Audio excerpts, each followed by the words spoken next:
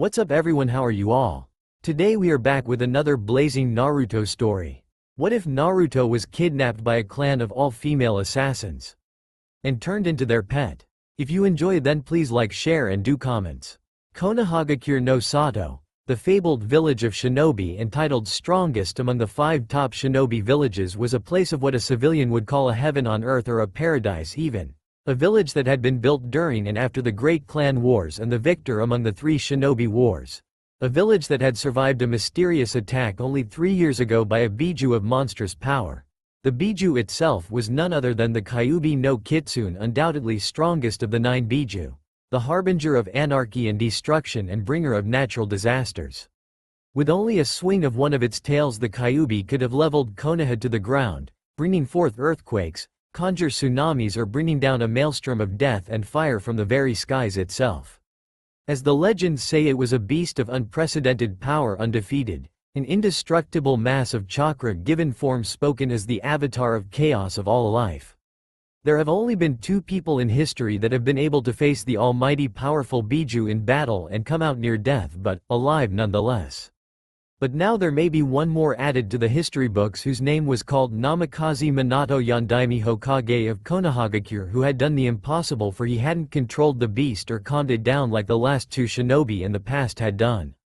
He'd done something no mortal should have ever done, yet he did it anyway, fulfilling his duty as the village's protector and leader. The man had summoned a being of power that no being, be it mortal or Biju, could possibly understand. The Kyuubi had been frightened, terrified even as it faced this entity of power that it could only dream of. This entity, deity to be accurate, had been none other than the Shinigami itself. The deity over death had been summoned, and by a mortal no less. Minato had done the deed, foregoing the consequences with his actions. He, from what the teachers of the Shinobi Academy and those that alive today saw that night, said Minato, their infamous and seemingly unstoppable leader, had asked the death god to dispose of the Kyuubi and in return his life be taken. Just as they were ordered to say, to never unveil the dark hidden truth of what truly transpired on that day. The day one newborn child's life had been changed forever. Konoha Orphanage. Sniff, sniff. The sounds of small sniffles and chalked back sobs could be heard, deep within a small room unfit for any living person. In the very attic of the orphanage could there be seen a small child sitting against a mattress with no frame to keep it up. The child, of what looked to be only 3 or 4 years old, sat on a rundown mattress with tears evident in the little child's eyes. It was a girl with long golden hair, smudged with dirt and grime. Her violet eyes, however, were glistening with tears which fell from her face. Her face, though, was one thing that would make the majority of Konoha's citizens recognize and soon become hateful, for there was on both her cheeks faint like whiskers. This little girl was Uzumaki Naruto, orphaned child of the 3-year-ago Kyuubi rampage and reasons unknown to her, the village pariah of Konohagakure. As far as she could remember, which was good considering she was only a toddler, people had always seemed to hate or despise her, giving her these looks of hate or anger or outright loathing. Everyone seemed to just hate her. The adults hated her, their kids hated her, and even the matron of the orphanage hated her. And she had no idea why.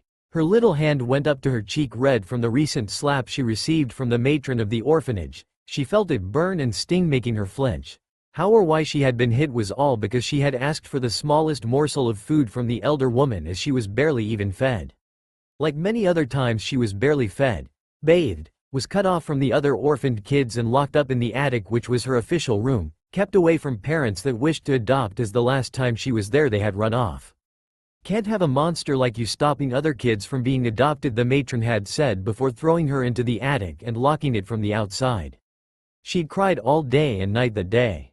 Now she once again sat on her makeshift bed, trying to stop her tears that never seemed to stop for her. For a 3 coming close to 4-year-old, Naruto was smart.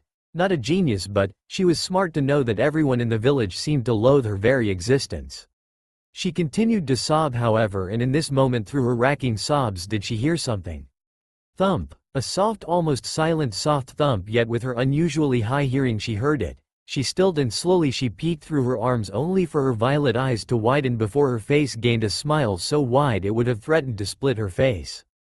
Her sadness completely vanished as she spotted the one thing she loved out of her life.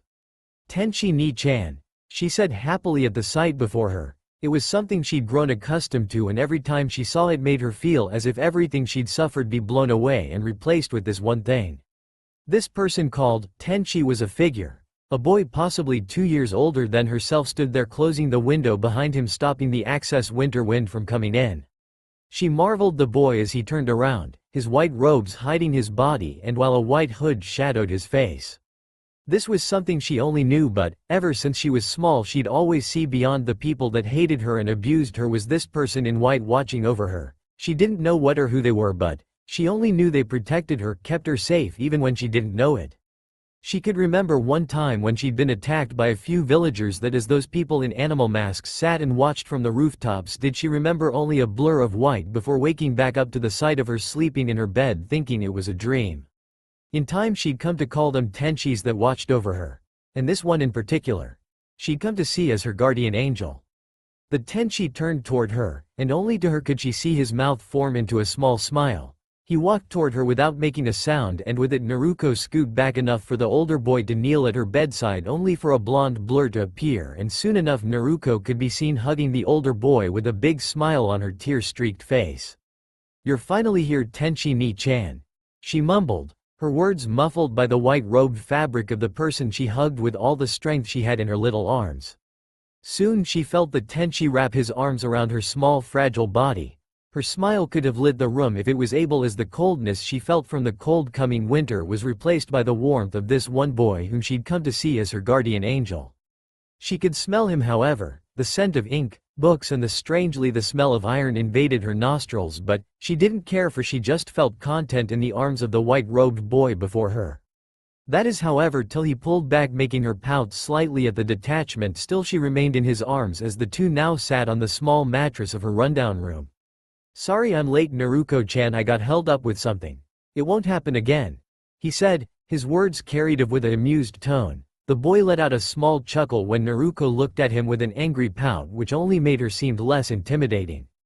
His chest rumbled as he chuckled more when Naruto only gave a small childish huff before she leaned into his arms more.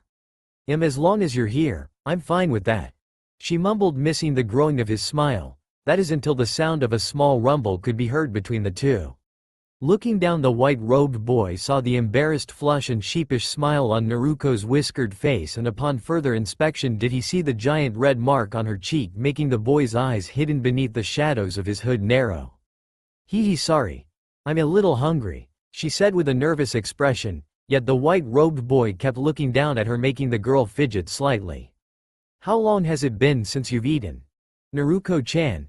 His voice, impassive, did carry a slight edge to it that the young girl didn't pick up on, and unable to see the boy's eyes, kept his eyes solely on the red mark on her cheek.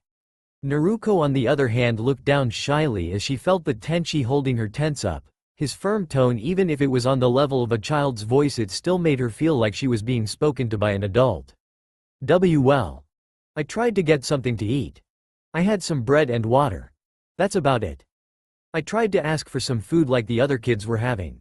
But, the matron smacked me and threw me up here, again, saying I didn't deserve any more food," the golden-haired girl mumbled, with her face hidden further in the fabric of her Tenchi's robes. Doing this, she missed the boy's right unattended hand twitch as beneath his white hood a dual flash of a golden hue with not a sign of a pupil. "I see." She didn't catch it, the strain of his voice nor the tensing of his muscles, for she could only hum in content in the arms of her Tenchi. That is, until she felt him loosen his arms slightly, making her look up at the boy curiously. Her eyes met the dark hidden gaze of the boy. In that moment he spoke as he ran his hand through her hair. "Naruto-chan, stay here and I'll go get you some food. Alright?" He spoke as the young girl could only give him a confused expression. Her eyes scrunched up as was her nose, making her look more like a Kitling kitsune. The boy smiled slightly at this before he just pat her head gently, making her smile before he placed her on her mattress, stood up and walked toward the attic doorway.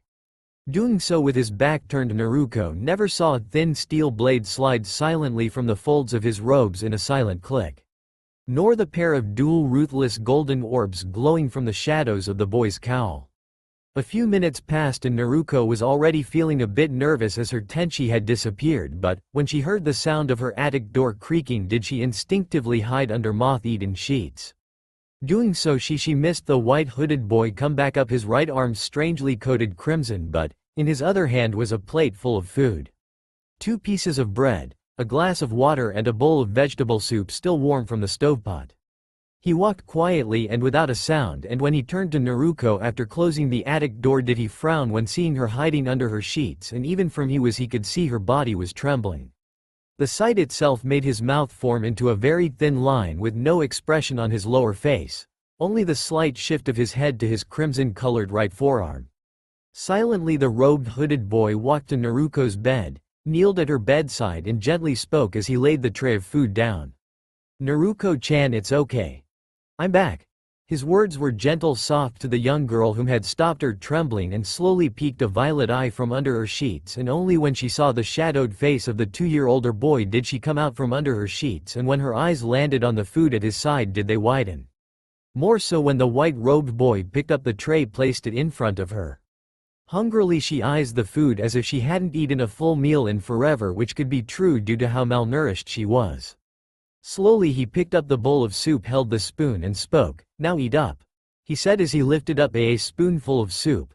Now Naruto pouted slightly at knowing she was being fed. She was a big girl, Ebane. Still she smiled as she ate in a comfortable silence as she was fed from her mysterious Tenchi, forever cherishing these moments she had with him. And it was to this end that Naruto, after eating all the soup and before drinking the glass of water, did she start to have a drowsy expression on her face. Yawn tilde. She let out a small adorable yawn before she looked to her white-robed friend and saw the slight quirk of his mouth, which she only returned with a wide smile. "Thank you, Tenchi ni-chan," she said in a shy, almost meek tone. Looking toward the robed boy she saw him tilt his head slightly before he leaned forth and lightly pressed his forehead against her own, with only his hood stopping her from feeling his skin off his forehead. She heard him speak, but she could only sigh when she felt his hand run through her hair once more. "You're welcome, Naruto-chan, and remember you're not alone, and if you ever need me just whistle and I'll be there. Now, I have to go. Have a good night's sleep, Naruto-chan," he said in a soothing manner. The little girl could only give a soft nod as her head drifted from his forehead into the crook of his neck. Her soft snores made him smile before he laid her to bed before covering her up. Taking the tray of her finished food, he turned away from the sleeping Naruto and walked the window sill, only for him to stop in mid-stride when he heard Naruto speak again. "Good night, Tenchi-kun," she mumbled on. The robed boy though only took one look over his shoulder before looking away as he strolled to the window, and as he opened it with a soft click did he take one step out, only for his body to meet the cold coming winter winds of the incoming winter.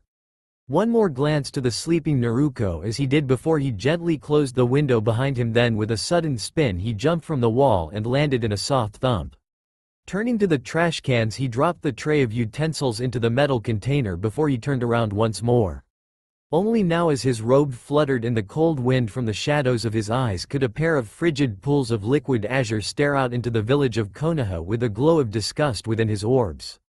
He walked stepping over the bodies of the dead Anbu before him. 4 in total, with their ways of death simple yet deadly all the same. Boar with his neck twisted, gecko with his throat slit open, lion with his neck crushed, and deer with senbon stabbed through his temple. The boy walked forth, ignoring the dead Anbu behind him, his right forearm coated in crimson. Droplets of blood fell from his right hand as the body of a certain senior nurse lay dead in her own bed. This village is corrupted to the very core of its foundations. Naruto-chan shall not suffer for them any longer. Not while I still breath. Hidden location. The soft silent gusts of wind echoed within a cave. Pitch black with only a small trail of light from the cave's entrance could be seen. Droppings of water could be heard deep within this cave. From the cave's entrance the sound of rushing water was evident, and what's more was the sounds of life from the outside. One may have called this cave a bear's den for the coming hibernation, but that was not, it was not even close. Suddenly the soft patter of feet walking among the ground sounded. Up to the entrance of the cave came a small figure of a boy, possibly 6 years old. The sound of his leather-made boots hitting the ground of the cave with each step was quiet and swift as he walked forth with stride. With a raise of his arm did he merely snap his finger before the cave's entrance closed from behind him before the inner darkness enveloped completely. That is until the boy spoke once more as he walked further seemingly through the darkness. "Kai, Lights erupted within, illuminating the entire cave in a flash of fire. Torches running along the cave's walls flickered to life from the entrance of said cave on down the seemingly endless hallway. As they did so, the boy however kept walking through the cave as the torches lit up, lighting up his appearance. His white robes with small outlines of crimson with a black sash wrapped around his waist, his white cowl shadowed his features from the word, but one can only wonder what this boy of such young age was thinking or even doing out in the wilderness. Simply put, this child wasn't normal by any means. He walked however with the posture a child shouldn't have, the balance of a predator yet the grace of a gazelle. His steps were slow and soft as his body posture was guarded, ready for the smallest sound or sense of hostility. His arms fell to his sides, his right forearm once coated crimson now cleanly washed away from the waters on the outside. He walked, his form passing through the cave's endless hall of rock until he came to the end, showing a pitch-black chamber with no signs of light anywhere. This didn't stop however as he lightly pressed his left hand against the wall to his left. Into a strange marking did the part he press on go into the rock formations, and with it did the lights flare up. The chamber of darkness was illuminated to reveal a chamber of massive size. Torches flickered on in from the boy's left and right, each coming to life as he strolled forth down the steps. As he did so, as the last of the torches lit up, could the chamber be fully revealed of what its contents were. Simple yet strange all the same, was things not seen in the elemental countries, flags and banners bearing a strange insignia. The insignia was that of a triangle that went down with both ends curving as they did, however before the triangle's completion was it cut off to see just below the triangle was a curved design that went from one side to the other, with it rising into the below part of the triangle. Insignias of these in similar shape yet different style hung all around the chamber, as did many other objects of great mystery. Statues of people stood proudly in the corners of the chamber, all of which had a banner hanging above them, all bearing the same insignia of different styles. Fur rugs and pelts of animals hung among the chamber and were laid out among the flat level of the chamber. In the inner part of the chamber, directly where the boy headed to, was in the four corners states of what looked to be of an eagle spreading out its wings. So much more of the content was hidden however in the back, as more halls spread back from the chamber, showing there was more to the chamber than there was to be seen. However, all that mattered to this boy, at a young 6 years of age, was the object of his attention that stood there proudly among the many objects within said chamber. This object was strange yet oddly beautiful in its own way, for it was massive statue of not people or of an eagle, but of the same insignia among the flags, only it carried etchings at the base of its statue of what looked to be names of people. The names couldn't be counted due to how many there were, but 2 in particular was all the boy cared for. He stopped a foot away from the statue before he kneeled before it. His eyes scanned the many names with his gloved leather hand, running over the many names etched into the giant statue, all of which bore names similar to others and some none at all. He did stop however at 2 names just at the lowest part of the statue's base. The names were different, but the last surnames were all the same. Those 2 names were Masaki Kamikaze and Arashi Kamikaze. Hello Ka-san. To-san. I have returned. How are you two? Fine, I hope. Yes. Heim is safe. I am keeping my promise. No. I have not found the ones who killed you, but I will, you have my word. Don't worry, I won't let my vengeance consume me nor compromise our clan. Yes, I have been keeping my skills top-notch and I've been training. I did pay Heim a visit today. In doing so, the Saru had his guard dogs there again. Had to dispatch them. And I had to take the life of a civilian. She wasn't innocent. She was. Discriminate. She had abused Heim. That in itself is a death sentence of our very clan, he said, as if he was speaking directly to his parents.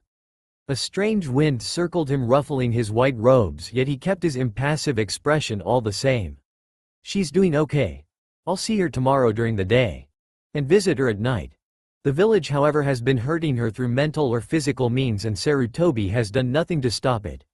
Your theories on him are becoming more accurate by the day. No, I will stay my blade until the time is right. Until then I can only protect Heim during this.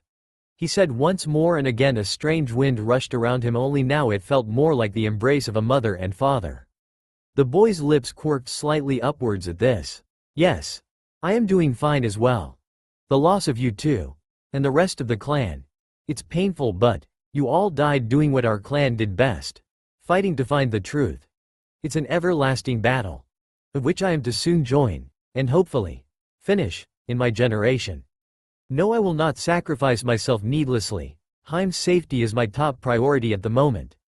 I have been scouting and uncovered some information, but not enough for me to act right now, but I will soon, he said. This time the wind was silent, as if waiting for him to finish, sensing that he had more to speak of. Your silence is understandable. Mother and father. I am continuing your work as I protect Haim. Don't worry, Ka-san.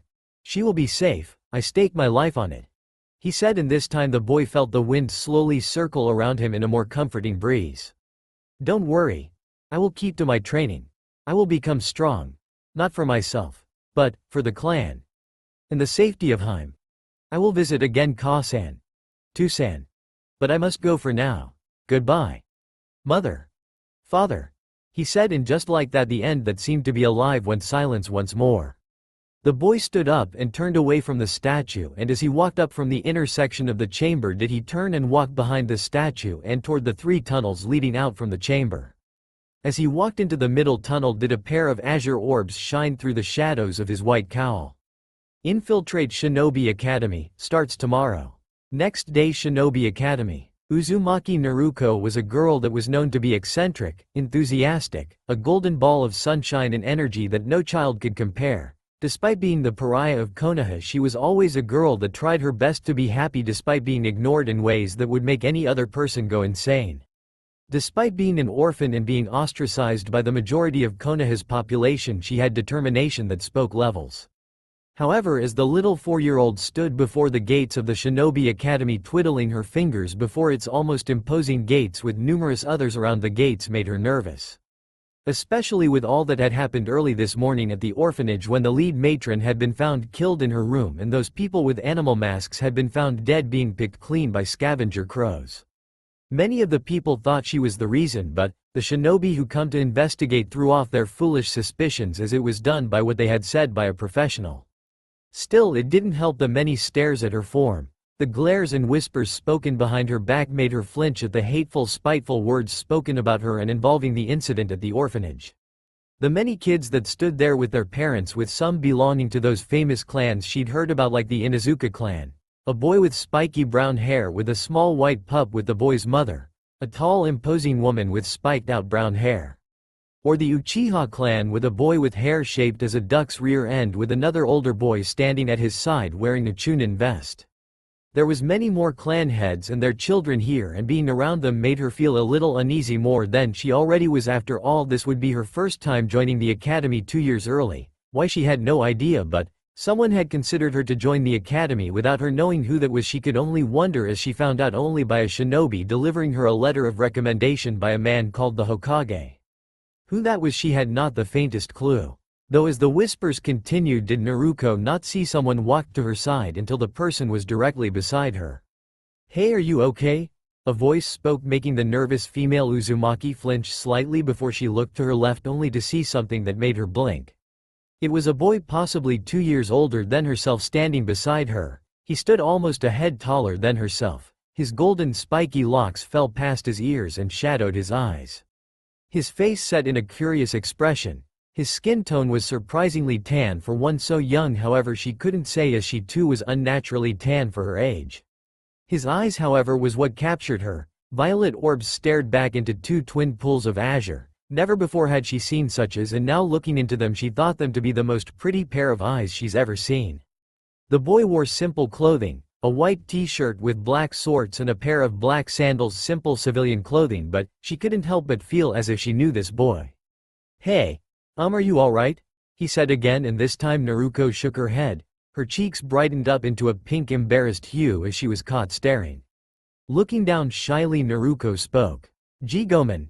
Yes, I'm okay, it's that I'm a little nervous," she said. Only when she looked up at the boy she saw him giving her a smile which strangely made her feel a lot better. "Nervous? Don't worry, it's your first time here like many of us here. But you'll do okay. By the way, name's Naruto. What's yours?" The boy called Naruto said as he stretched his hand out to the surprised Naruto, whom could only look at him and to his hand. That is, until she too gained a smile as she slowly grabbed his hand with her own smaller ones. "Naruto. My name is Naruto. Nice to meet you, Naruto," she said, returning the gesture, thus making Naruto smile a bit more. which only made the younger girl flush all the more. Now as the two talked more, did they not notice the stares they were getting from the rest of those around them, among them being a few clan heads and a teenage Uchiha Itachi whose ebony orbs bore into the 6-year-old Naruto with a look of study. The civilian families on the other hand were staring at the scene with disgust, as most saw this act of kindness between the boy and the one they despised as an act to spite them. What is that kid doing, consulting with that thing? I know. Who were his parents? Does he even have any? To let a child be near that monster. He must not know then, of what that thing is. More of these whispers spread out among the civilians watching the scene, only they didn't know that they were heard by both the clan heads, of whom some glared at them while others looked impassive did, while the other person was a golden spiky-haired Naruto whose ear twitched at the whispers. He smiled and laughed as Naruto pouted at him as she made an expression fit for a kid. His azure eyes, hidden by amusement, held a cold sharp edge as they slightly moved to the civilians, and they narrowed slightly. Stupid fools all of them. Anyo. Will you be my friend, Naruto? Naruto's voice shook him of his thoughts before the blonde glanced toward Naruto, only for him to give the violet-eyed girl a smile in return of her question. Grasping her hand, he gave a grin showing his pearly white teeth as he spoke with both a conviction rare to see in a child. Of course I will, Naruto-chan, I'll be your friend. And anyone who says otherwise will meet their end, when they least expect it. That seemed to make Naruto the little girl break from her shy shell, and in a surprising blur of gold did she tackled the older boy with a wide grin. Her violet eyes twinkled in happiness as she now hugged her new friend besides her Tenchi from last night. Thank you, Naruto-kun, she squealed as said golden spiky-haired boy only chuckled at her reaction. Hey, you're welcome, Naruto-chan, he said as he pat the girl on the head with a smile. Time at this academy will be eventful, to say the least. Academy classroom. Sitting in the classroom amongst the other students was both Naruto and Naruto, sitting side by side on the far left side of the classroom. The younger of the two blinked rapidly as she looked from left to right as she memorized the classroom. She didn't pay no heed to the other of the classroom as she was too awed by the walls that weren't chipped away like old paint, like the attic in the orphanage of the classroom. The smell of clean floors and pristine floors. However, she looked to her left and saw her new friend, Naruto, sitting straight up, ignoring the class's whispers and excited conversations. He sat there with an almost emotionless expression, staring straight toward the room with his azure eyes dull as if he wasn't connected to his body. She looked at him some more, and now that she did, Naruto felt a smile crawl up her face before she too did the same. He did as she blocked out the class's bantering, as it was already getting on her nerves as well. They sat and waited for their class's sensei to show up, and doing so it paid off, as in 5 minutes later the door opened up and like a light switch the entire class went dead silent. The people that came in was two Chunin, with one that had brown hair and a ponytail. He had brown eyes and a scar going over the side of his face and over the bridge of his nose. While the other person was a man with loose white hair with a tint of blue while his eyes were green. As the two Chunin walked up to the middle of the classroom, the one with a scar over his nose spoke first. Hello class, and let me be the first to welcome you to your first day at the Shinobi Academy, where here we will forge your path for the future for you all to become hopeful shinobi of Konoha. Let me introduce ourselves. My name is Amino Uruka. And this is Kiguraki Mizuki, and from today onwards till graduation we will be your senseis, teachers in the arts of being a shinobi. Now to get know each and every one of you, we will be calling you all by name in alphabetical order. At this, Naruto discreetly shook his head. More like have information on them in the future in case one of them went rogue. Naruto thought that is until he caught the sight of Mizuki's green eyes scanning the room until they landed on Naruto, and when he saw him glaring at the girl he could only narrow his eyes slightly on the Chunin, knowing he would have to keep an eye on that man. Thus as each student went by in order, most of them being kids from civilian families and some clan heirs, but none were even of interest to him. None of this was really, all the boy cared about was his task at hand and the protection of the girl at his side. Is a Naruto here? Uruka said as he looked out to the students. Said golden-haired boy stood up silently, ignoring the stares he got from the other students. Right here, sensei. The boy said in an impassive tone. Said Chunin looked at the boy with a confused expression before he shrugged. Alright Naruto, please tell us about yourself if you will, the scarred Chunin said. Naruto didn't waste time at this as he only placed his hands behind his back, straightening his posture. The boy spoke. Name's Naruto, no surname. I don't have any likes besides my friend Naruko-chan, and no dislikes. I have only but one goal and no dream. My goal is to become a suitable shinobi and nothing more, and with that Naruto sat down, neither caring or showing an expression. He ignored the incredulous stares he received from both the majority of the students and from both Iruka and Mizuki. He did however feel Naruko's eyes looking at him, and looking 9 nanograms her way did he only give the girl a smile which she returned in full force. Okay, next up is Uzumaki Naruko? Iruka finished, with his voice now becoming more firm before he looked up to see said girl sitting right beside Naruto. His face tensed up as he looked toward the golden-haired violet eyes 4-year-old. Already he could feel the urge to scowl at the young girl, but he remained impassive. Naruko on the other hand stood up and glancing to Naruto, who gave her a smile and a nod, did she give out a grin so wide one would think it have split her face if possible. Hey, name's Uzumaki Naruko, my likes are ramen, my friend Naruto-kun, and most of all angels. She said this, making most of the students look at her as if she was crazy, but discreetly Naruto's lip twitched upwards. What I dislike is people treating me unfairly, my goals or dreams. I don't know. She ended with a rather confused expression. At this Naruko sat back down, and feeling a hand on her shoulder she looked to see Naruto giving her a nod, and smiling Naruko did the same. Iruka stood there for a moment before he gained his bearings. Ahem, I see. Well, since we're done, let's begin class, shall we? Grabbing a piece of chalk, the Chunin went up to the board and started writing. In just a few minutes he placed the chalk down and turned to the class, displaying what he wrote to them all. As you see, classes will go in this order until graduation year. Then we have you all take a final assessment test to determine where you rank up. Classes are as followed: History and Human Anatomy through 7 o'clock a.m. to 8:30 a.m. Basics of Jutsu Theory, Ninjutsu, Genjutsu, Taijutsu, Kenjutsu through 8:30 a.m. to 11:30. Break, lunch from 11:30 a.m. to 12:30 p.m. Weaponry practice, Shuriken, Kunai and Senbon from 12 to 35 p.m. to 1 to 30 p.m. Physical conditioning and Taijutsu practice through 1 to 30 p.m. to 2 to 30 p.m. Trap making and survival exercises from 2 to 30 p.m. to 3 to 30 p.m. Then school ends for the day. From today onwards this will be how class schedule goes. Now let's begin. Pull out your books from under your desks and turn to page 4. As Naruto did this, did he give a glance to Naruko before his eyes quickly scanned the room till his eyes landed on another girl. The girl called Hyuga Hinata, and right then his eyes narrowed when he remembered what tomorrow would be. Tomorrow will be when Kumo sends an ambassador to sign a peace treaty. Though knowing the current rakeage. With that current thought Naruto just read the passage instructed to him, but his mind went elsewhere. Next day, streets of Konoha. Naruto POV. I dashed to where my target resided. I had my task and it was my job to complete it to my fullest capabilities no matter the circumstance. My leather boots pattered against the rooftops and I jumped from one building to the next swiftly and quietly. I ran to my destination without making a sound, bypassing the Anbu and disarming every trap that was in my path. I had my target and nothing would stop me from carrying it out.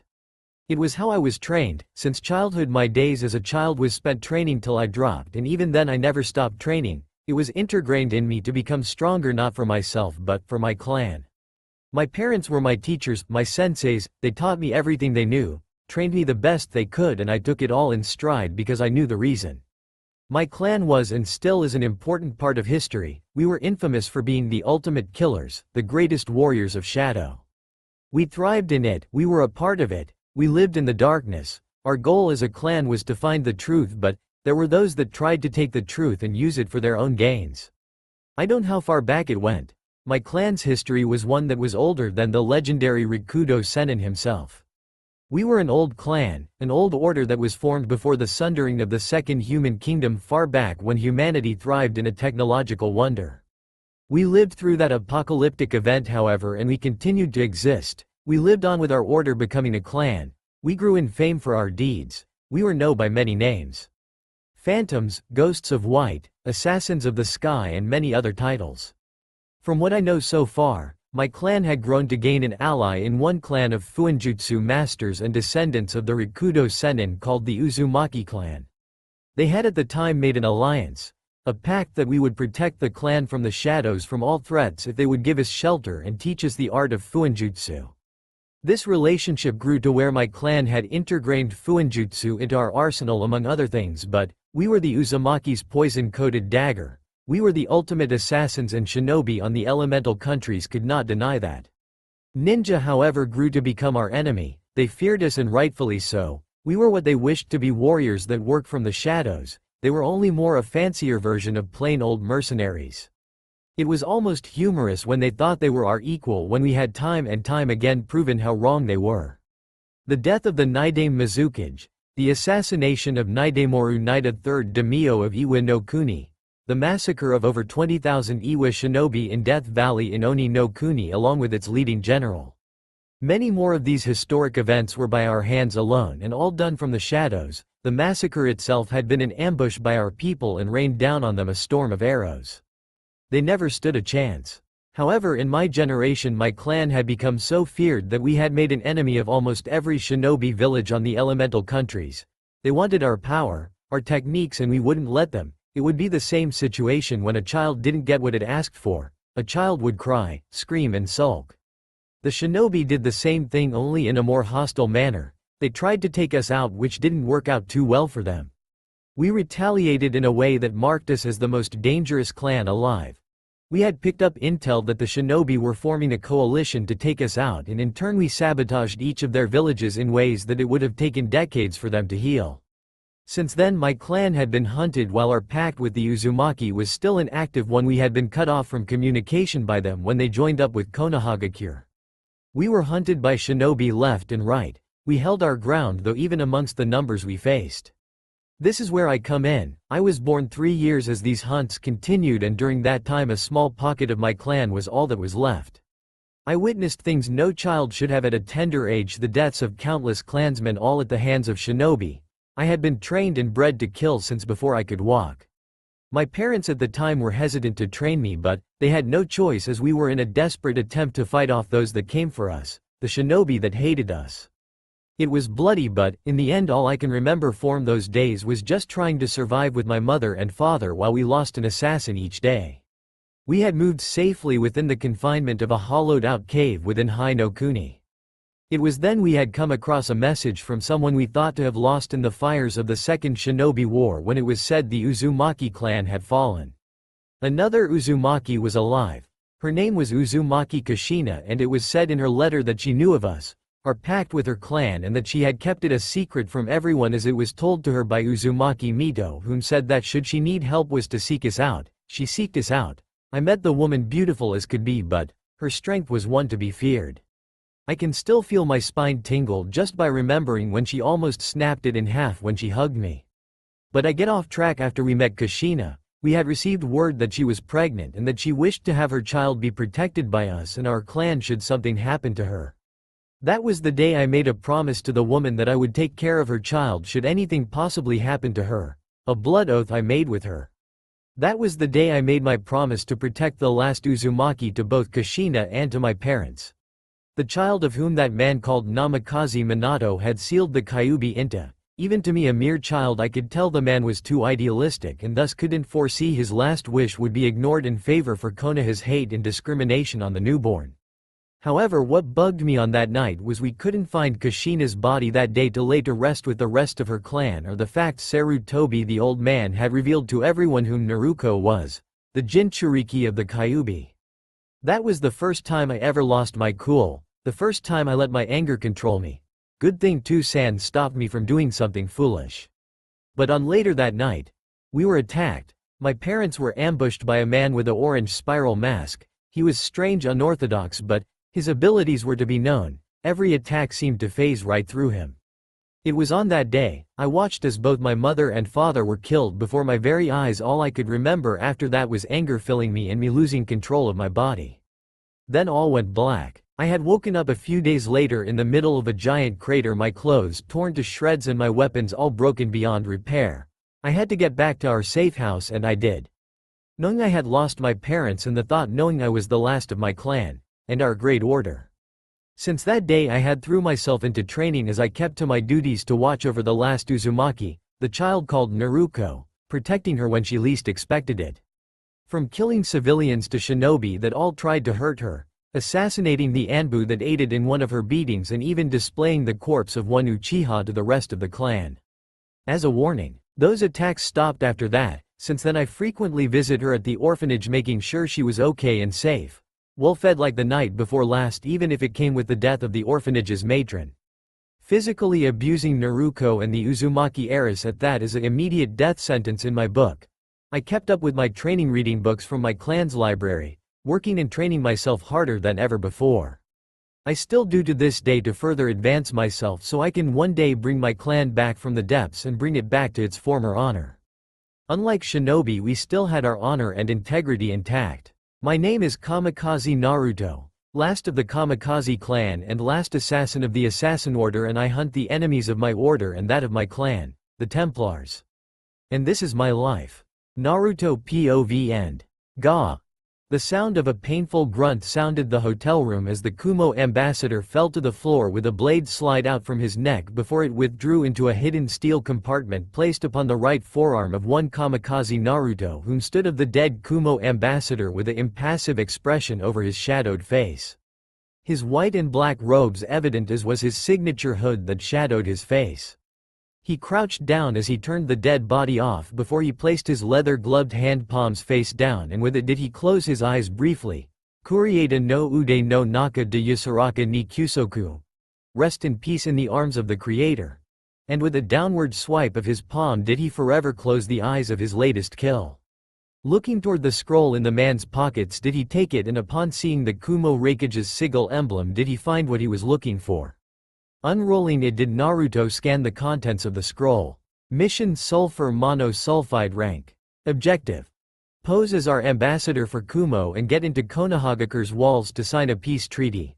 Once inside you are to infiltrate the Hyuga clan compound and take the first and if possible second heiress of the clan, and you are to return to Kumogakure within the next 3 days after completing the objective. I can't tell you how important this mission is or the delicacy it poses to Kumo's stability if this mission goes wrong. Secondary objective: sabotage key locations of Konoha's militaristic foundries. The academy, library, armory, food stock, water towers and communication network. I will have an envoy ready for you upon your return when your mission is complete. Remember, for the glory of Kumogakure no Sato. Signed, Yondaime Raikage, A. Rolling the scroll back up and placing it atop the dead body did he turn around and head straight toward the window. Opening it did Naruto jump out, not giving a second glance. Free falling from the top floor of the hotel did Naruto flip forward before he landed in a graceful crouch before he vanished into the dark streets of Konoha. He ran through the darkness, sliding under fruit wagons and jumping through closed stalls.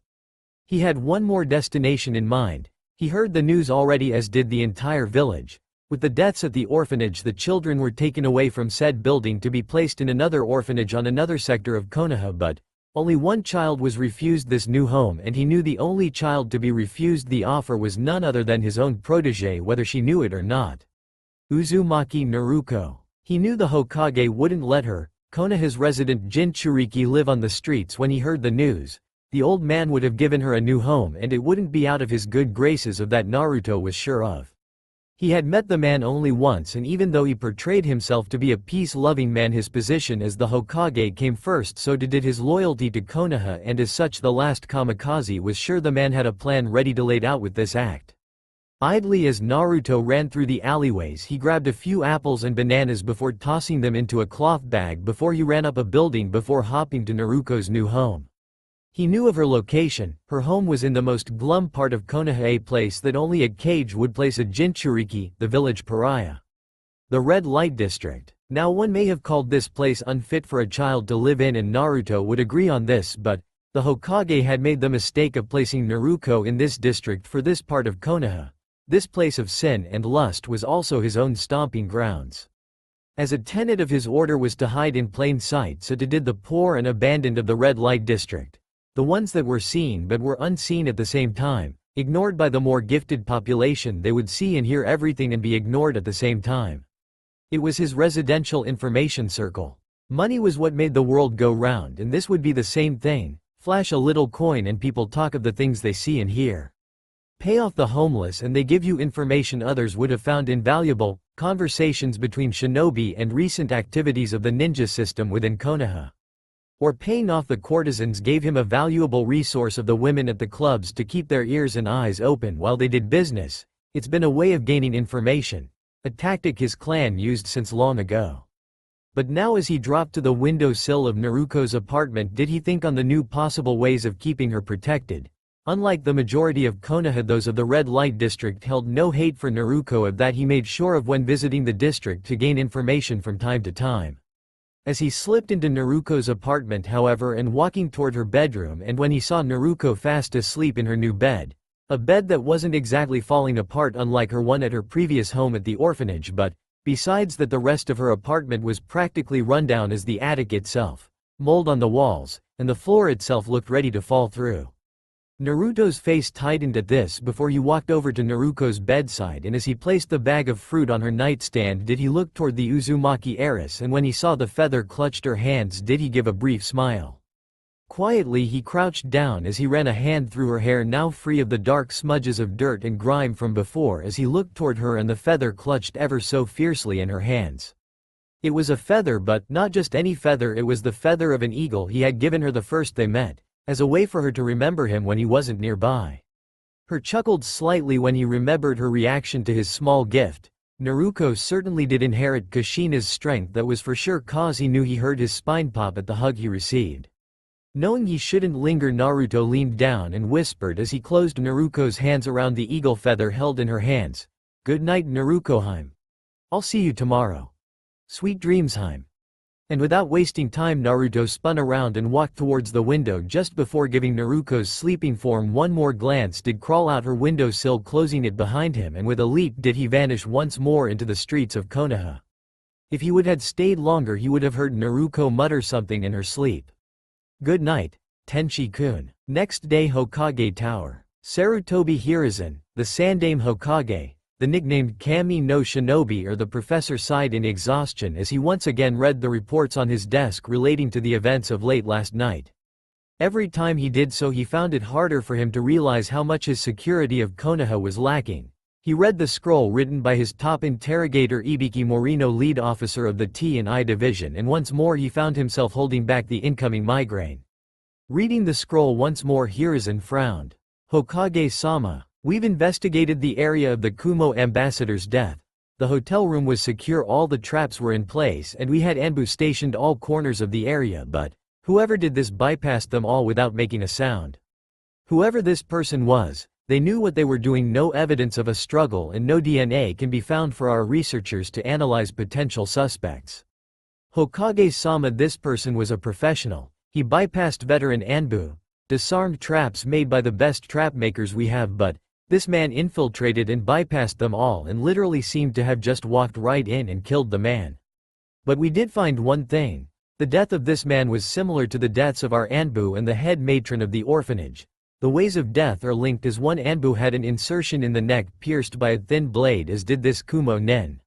With this little evidence we have, I suspect whoever killed this man was the person whom killed the Anbu and the matron.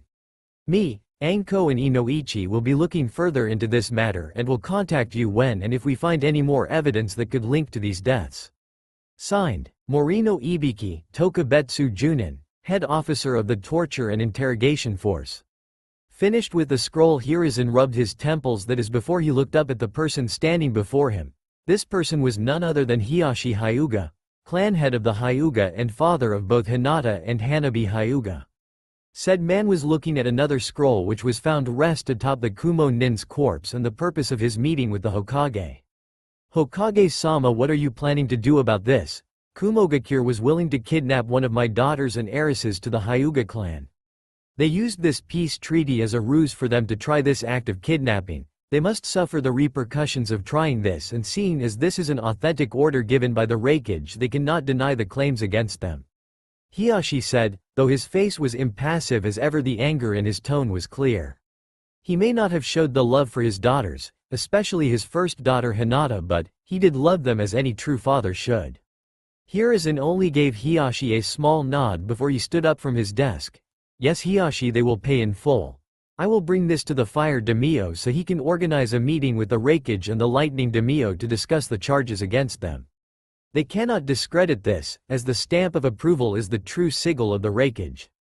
Don't worry, they will regret this, and with your permission I will send an envy of Anbu to guard the surrounding area of the clan compound, the Hokage said. Granted. Now about this mysterious person who killed the Kumo Nen. Hiyashi trailed off, thus making Hiruzen shake his head before he turned to the windows of his office. He overlooked the village from the Hokage tower. Doing so, he thought about the recent killings happening around his village. They weren't the first of that he knew, for there was others before them. They were minor at best, but he still, after 3 years, figure out how these killings were related. Some were his own shinobi found dead in the alley with reeked of sake, while the majority were civilians killed by either a slit to their throats or a senbon to a vital point. Hiruzen, still after 3 years, had been unable to find this mysterious killer even with all his resources as hand, and the additional resources given to him by the civilian council to find this person and have him executed. Thing was, there were no traces of this mysterious vigilante. Not a single trace of evidence could have been found on him, beside that all those that were killed had similar insertions of a blade-like puncture wound. I don't know, Hiyashi. To tell the truth, I don't know if this person, whoever it may be, is our ally or enemy. This person has avoided all detection and still kept these killings around. We do know this person was responsible for the killing at the orphanage, but now evidence of the Kumo Nen's death points to this exact person. For 3 years this person has eluded us, our best trackers, the Inuzuka's best hounds, and even your best scouts have been unable to find this mysterious killer. Hiruzen said as he gazed out the village with his back turned to the Hyuga clan head. I see. To speak freely, Hokage-sama, this person, whoever it was, has done nothing against me or my clan to hurt us in any way. This unknown vigilante has done my clan a favor in ridding that Kumo Nen, intentionally or not so. He or she has our gratitude, especially my wife. However, seeing as he is also Konoha's #1 enemy besides Orochimaru himself, we will still keep an eye out for the person and report any suspicious activity to you personally. He finished, to where Hiruzen could only nod slightly. Good, and thank you for you and your clan's assistance in this matter. Hiruzen said, and thus after Hiyashi nodded and the man walked out of the room did Hiruzen narrow his eyes as he looked over his village from his own viewpoint. His thoughts went to a completely different direction. His mind now thinking about Konoha's resident Jinchuriki. Shying away from this business, he'd heard of Naruto being refused shelter into the new orphanage and he'd given her a new home at the red light district. As a means to keep an eye on her and to also further his own plan concerning the Jinchuriki. However, what caught his attention was that on the girl's first day at the academy, after recommending her to be a shinobi, did he find out the girl had actually made a friend. A boy named Naruto. He looked up the boy and found documents detailing he was a refugee from a recent mercenary attack on his home in Hai no Kuni and was brought into Konoha. Perhaps he could use that boy to his advantage concerning Naruto and her loyalty to Konoha. I'll have to keep an eye on that boy. Academy courtyard. Naruto-kun, can I ask you something? Naruto spoke as she and Naruto sat against a tree in the academy's courtyard. It was lunchtime and they had been led to the courtyard to eat and spend their break outside. Naruto, sitting beside her as he took a bite of his apple, looked her way, swallowing the golden-haired boy. Yeah, what's up, Naruko-chan? He asked, watching as she sipped her apple juice. Then the violet-eyed girl looked at him with an expression that Naruto would have thought to be a serious one. Seeing she was unusually quiet, Naruto paid her his full attention. It wasn't as if she was gonna ask him something completely and utterly out of the ordinary, right? Can you teach me how to fight? She said in a rather blunt manner. She watched as her friend went wide-eyed as he looked at her with a surprised expression. Out of all the things for her to ask him, she wanted to know how to fight, that is until he remembered the times when she was instructed in taijutsu practice by their class's senseis. His eyes only narrowed when he remembered the specific stances they had her in. They were teaching her the wrong stance. She must have caught onto that, or at the least felt something was off when she saw the others doing it completely differently. He thought before he looked to Naruto with a questioning expression.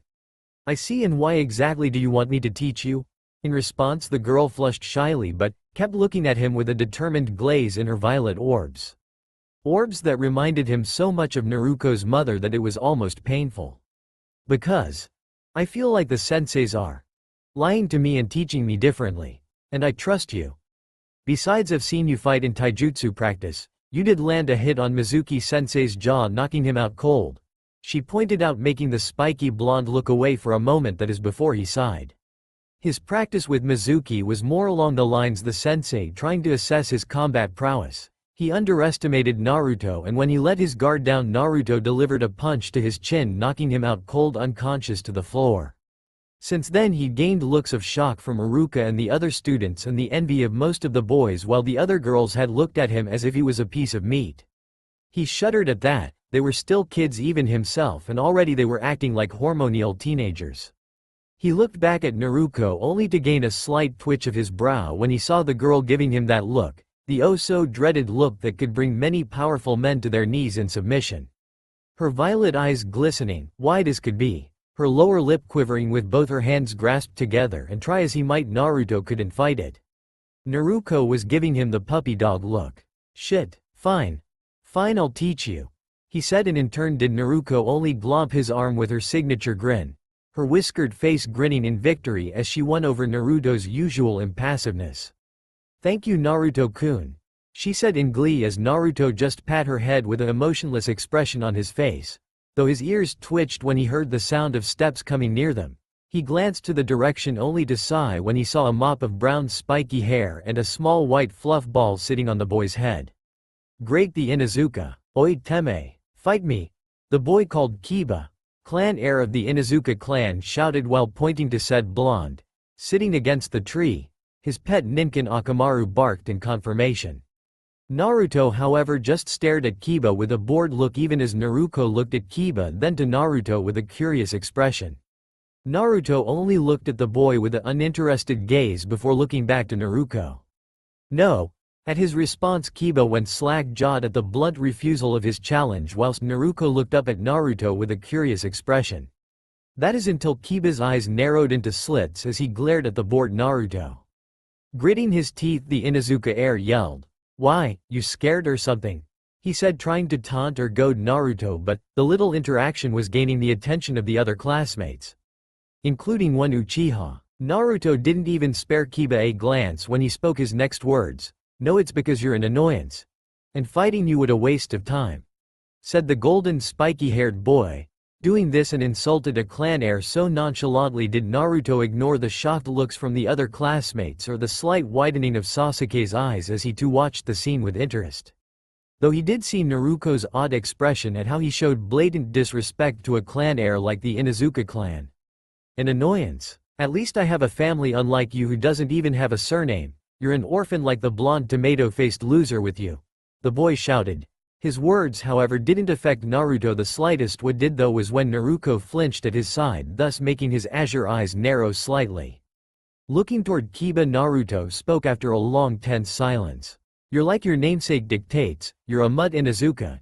You have a loud bark, but I wonder if you have the bite to back up your bark." Kiba let out a feral growl at Naruto's words, and this time the spiky-haired blonde slowly stood up, though when he felt a tightening on his arm did he look down to Naruto to see her having a worried expression.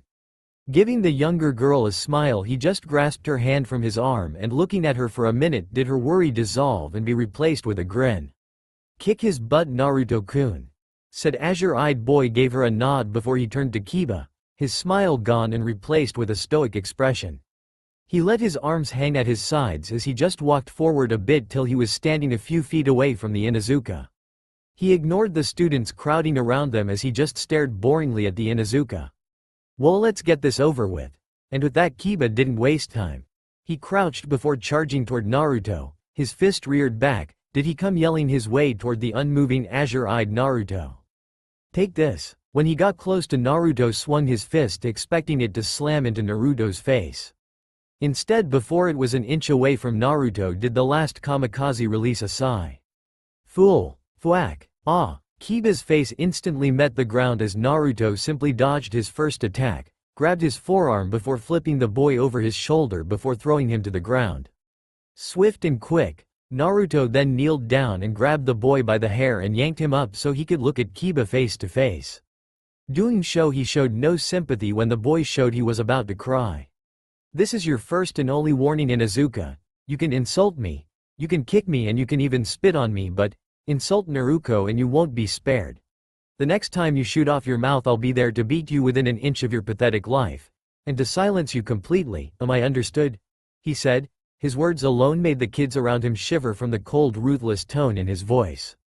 His face and eyes showed no remorse even as Kiba looked ready to piss himself whilst he was already on the verge of crying.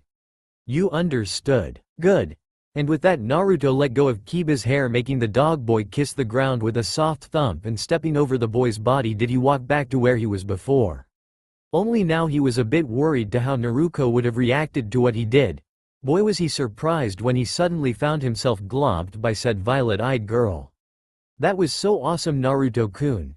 She said, almost squealed in glee as she had watched the entire thing, and while some others didn't catch it, she saw the only thing between him simply dodging Kiba's attack before literally grabbing and flipping the boy before throwing him to the ground.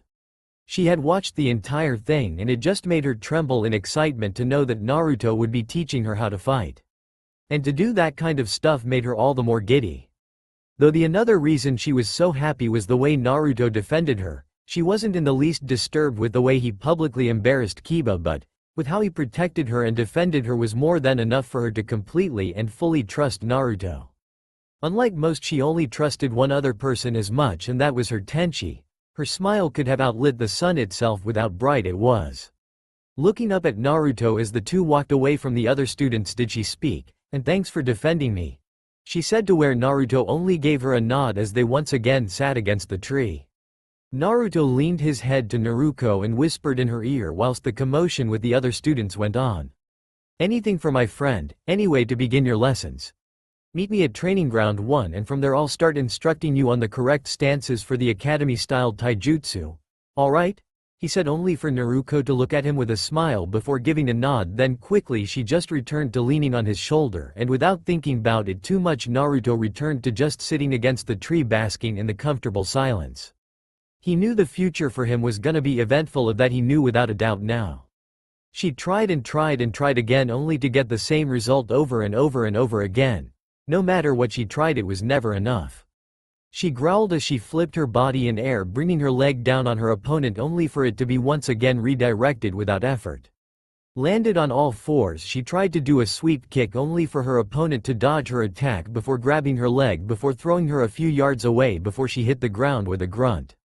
Uzumaki Naruko, age 7, growled as she stared back at her opponent with anger in her violet eyes. It had been a total of 3 years since she had joined the Shinobi Academy and when she had met the boy of whom she had grown so close called Naruto, and 3 years since the mysterious killings that's happened within Konoha's walls. Since then Naruko had ever since she had asked for Naruto to teach her how to fight, since on her very first days at the academy did she feel as if she was being taught the wrong way.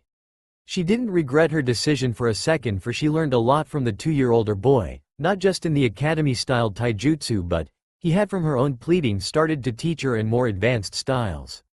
How he knew these attacks or even fought so well she had no idea, but she wasn't about to complain. But if there was one thing she learned about the boy over the past 3 years, it was that he was one hell of a teacher. Of that she could agree on 1,000 times over. When around others in the village or when they're in the academy, he was always protective of her, that she knew for sure, still remembering the incident with Kiba. Even still he showed a great protective but cold side to those that insulted her in any fashion, as he just ignored those that insulted him in a cold disregard. But when it came to her, well, she would have been lying if she didn't enjoy the fact Naruto cared about her so much. Still, when she came to the training ground 1 area on every day, she was taught on the correct stance for the academy taijutsu at first, and Naruto always corrected her stance on the way it was taught at the academy. Hence that wasn't much a problem as he led her through at times when it was most difficult. That thought brought a blush to her face as she struggled to her feet after just hitting the ground. Yes, Naruto had held her and led her through the stance at times when she couldn't grasp it properly, leading her through each kata with precise precision that she to this day had long perfected after only 1.5 years of tutelage.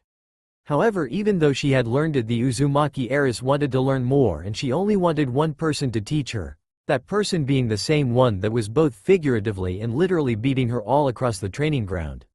She grinned though as she turned toward her opponent, teacher and best friend, her violet orbs shining in determination as she dashed toward him in surprising speeds built up over the past 3 years.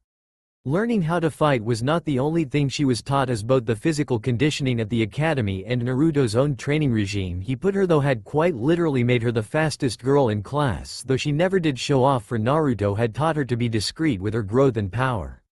Naruto wasn't a strict teacher by any means, but he was what she would call a perfectionist. He taught her and corrected her mistakes. Every flaw was removed piece by piece each day as she was taught by him. At first she wondered why she could have gone with the style as it was back then, but later on she had realized the significance of why there had to not be a single flaw in her form.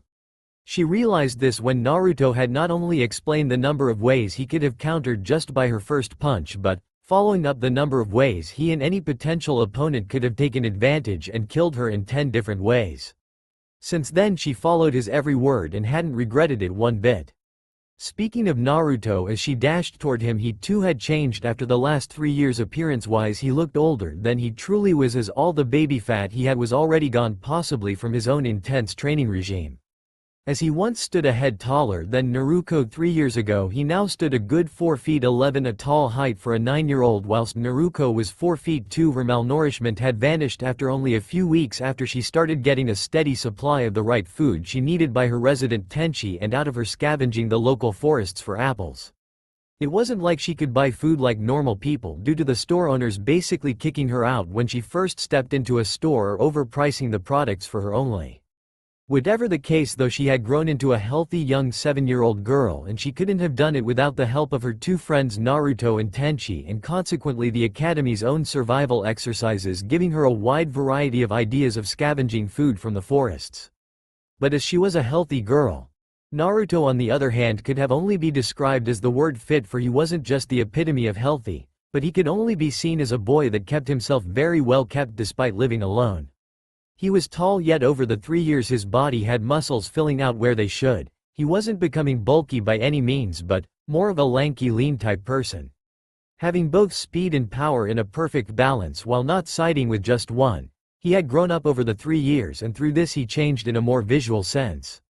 His face was becoming more angular and sharper. His azure eyes, once slightly round as her own, were thinning into a much sharper shape. Not a flab of baby fat was on him from all the training he's done. Training that would kill any other person that wasn't a kamikaze. Not that anyone else knew of his training, of that no one knew of. A mystery Naruto herself wanted to solve tremendously. She wanted to see what kind of training would make him become so physically fit like he was.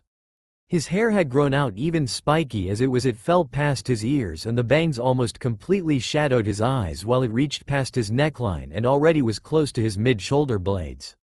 Though there was one thing that irked Naruto, and that was over the past 3 years Naruto had become a heartthrob amongst the other girls of the class, and reasons unknown to her she didn't like that. With their giggling and blushing faces every damn time he walked in the door at class, or the fact they always picked fights with her since she was the only girl Naruto associated with. That didn't sit well with her, especially 2 of those girls being Haruno Sakura and Yamanaka Ino. The 2 girls annoyed her to no end with their constant bickering, and it got to one point that when they insulted her by using Naruto to get to that Uchiha, did she lose it. She had grabbed Sakura by the hair and had beaten her face it before throwing Ino at the chalkboard in a display of both strength and impressive reflexes. Since then most kids stayed away from her, scared of getting beaten up by what some called her the second coming of the bloody habanero. What that meant she had no idea, but it kept those and the other girls in check when she was around. It also made her blush a bit when she had saw Naruto giving her a smirk that day when he had watched the scene with a chuckle, as she put her training to good use in drawing the line between those that actually tried being shinobi and the rest for civilians trying to play hero. Yes, Naruto would be the first to admit she'd changed, as she was more an outgoing person now, courageous and not afraid to fight back, and violently too if it came down to it. Her temper was one thing to have a short fuse, especially to things that just annoy her or just outright piss her off. Example: civilians that treated her wrongly or glare at her well, she would only glare back, or those that messed with her she would mess back. And strangely, when other girls talked about Naruto and giggled when he was around, did she get angry as well. It confused her, to be honest. But to her extreme relief, despite Naruto's changes on the outside, he was still the same Naruto she knew and liked on the inside, cold, impassive and stoic to everyone but friendly to her and her only. That made her brighten up on the inside as she raced toward said kamikaze with a spin kick to his abdomen only for said boy to catch her foot. Only this time she used her other leg to jump up before twisting her body to get out Naruto's grip before delivering her other leg to his head. Only for him to actually block and grab her foot once more. Reacting, she swung her fist to his face only for it to be blocked by his other hand. Then when he gripped both her foot and fist did he pick her up, and without warning did Naruto find herself being thrown to the ground. She closed her eyes awaiting for the impact. Only when she didn't hit the ground like she thought, Naruto opened her eyes slowly only to see the pair of azure eyes staring down at her. Blinking, she looked to the side only to see she was about an inch away from hitting the floor, with the only thing holding her up was Naruto himself. Looking back up, she saw his face form into that of approval. "You're getting better, Naruto-chan. Work on your flexibility and speed a bit more and you'll be able to last a bit longer. However, work on your weak spots as well, for I still saw flaws in your stance." His words brought a smile to her face despite being inches away from hitting the ground. "And I owe it to my awesome teacher Tt Ebane," she said in a cheeky manner. Her smile turned into a toothy grin stretching her whiskered face, whilst Naruto just chuckled at her, both her words and that of verbal tick she had started to express 2 years ago. Gently he let Naruto down, and as she gained her bearings did the girl look up at Naruto with a beaming smile. "Soon enough I may even be able to hit you with the way I am going, he," she said with a giggle, that is until she blinked when she felt Naruto flick her forehead. Holding the forming red spot on her forehead, she looked toward Naruto with a pout as said spiky golden blonde looked at her with an amused expression. "You're way too early to be thinking of hitting me, Naruto-chan. Just keep working at the pace you're at now. You'll catch up to me. Eventually, just don't rush yourself." Though he chuckled when Naruto kept her pout before she childishly stuck her tongue at him. Walking toward her, he just pat her head, thus making her blink before she looked up at Naruto questioningly, to which he just gave the younger girl a small smile. "You've done me proud though, Naruto-chan. Keep at your training and you'll go far, very far, of that I know without a doubt." And from just speaking, Naruto could hear it. His sincerity and heartfelt tone was enough for her cheeks to light up in a rosy pink hue. Though when she saw the approval in his eyes she couldn't keep her grin from stretching her face all the more. Now it was moments like these that Naruto cherished as Naruto praised her in her growth from his tutelage. She honestly felt as if she was the most important thing to him, and though she didn't know why, she still liked the feeling. "Anyway, Naruto-chan, let's go get something to eat, my treat." That seemed to get Naruto's attention as her eyes went wide before she looked up at him, her violet eyes twinkling as grin so wide one may think it would split her face. Now those that knew Naruto would know that she had an extremely big appetite, and her most favorite food was one thing. Just the thought of it now made her mouth water. And no ramen. As he said this, he could already count down from when he said those words and the reaction he was sure to get from Naruto. Now don't get him wrong, he liked ramen as much as the next guy, maybe more, but he had to keep himself in shape and add the fact Naruto was crazy for the stuff plus her bottomless pit of an appetite, and well, let's just say Naruto learned his lesson in paying for Naruto's food. Not this time. But Naruto-kun, don't I deserve an award for today's training? She said with a pout, gazing at her friend and teacher with said expression, but only for the boy to stare back at her with an impassive expression, long now immune to her ways of influencing him. He just shook his head before once again flicking Naruto's forehead, making her take a step back as she rubbed the red spot now forming upon her forehead. "Now Naruto-chan, you are being rewarded, but you should know by now that ramen is bad for you. Having it every once in a while is okay, but having too much is unhealthy. Besides, how do you expect to match me when you haven't kept your body healthy?" This time he decided to exploit that which she wanted to do most, to face him in their spars and actually be able to land a hit on him. Something she has yet to do since she began her training under him. Then again, Naruto was closer than most to actually landing a hit on him, of that he would give her credit. She was a fast learner, especially when having a motivator. The golden blonde-haired girl was silent for a few seconds till she eventually sighed, giving in that her love for ramen was overpowered by her dream to meet Naruto on equal footing when it came to sparring. Now she knew how difficult it was to even fight Naruto when they sparred, and even more difficult it was to think of actually landing a hit on the boy. He always seemed to redirect or counter each move she made, slapping her punches away, blocking her kicks or countering her grapples, with all of them ending up with her lying on the ground staring up at the sky thinking over what she did wrong. Now that she thought about it, why was Naruto so skilled in taijutsu? I wonder why that is. I'll figure it out later. Right now just worry about hitting him, at least one time. You can do it, Naruto. Fine, she said, and with that she and Naruto walked away from the training grounds back towards Konoha, both with stomachs that need nourishment they so needed after a long day of sparring. Night. Naruto's apartment. Within the deep confines of one Uzumaki's heiress apartment, dark as could be with the only light was the full moon's radiance shining through the only window of said building. Its divine rays shone through into the room of where two people resided. One was the resident of said structure sitting against the headboard of her bed. She smiled and spoke, as her violet eyes gleamed in appreciation of the person at her bedside as her long straight golden hair fell to her bed, combed and clean from the recent shower she had. The other person though was a 9-year-old boy standing at Naruto's bedside, robed in the same garments as 3 years ago, only now there was slight modifications that Naruto was noticing. His pure white robe was outlined in black, whilst wrapped around his waist was 2 crimson sashes with the ends falling loosely behind him. After 3 years Naruto was noticing that Tenchi, the one standing before her, was confusing to her as he was to her aging mind, becoming more and more of confusing person. But she still cared for him all the same. And during class, when Iruka Teme started grilling me out for missing the question in class, Naruto-kun stood up and asked the man a different question. Something like, what was the Shoden's age before he died? Or something like that, and the guy just got all red and just went quiet after that.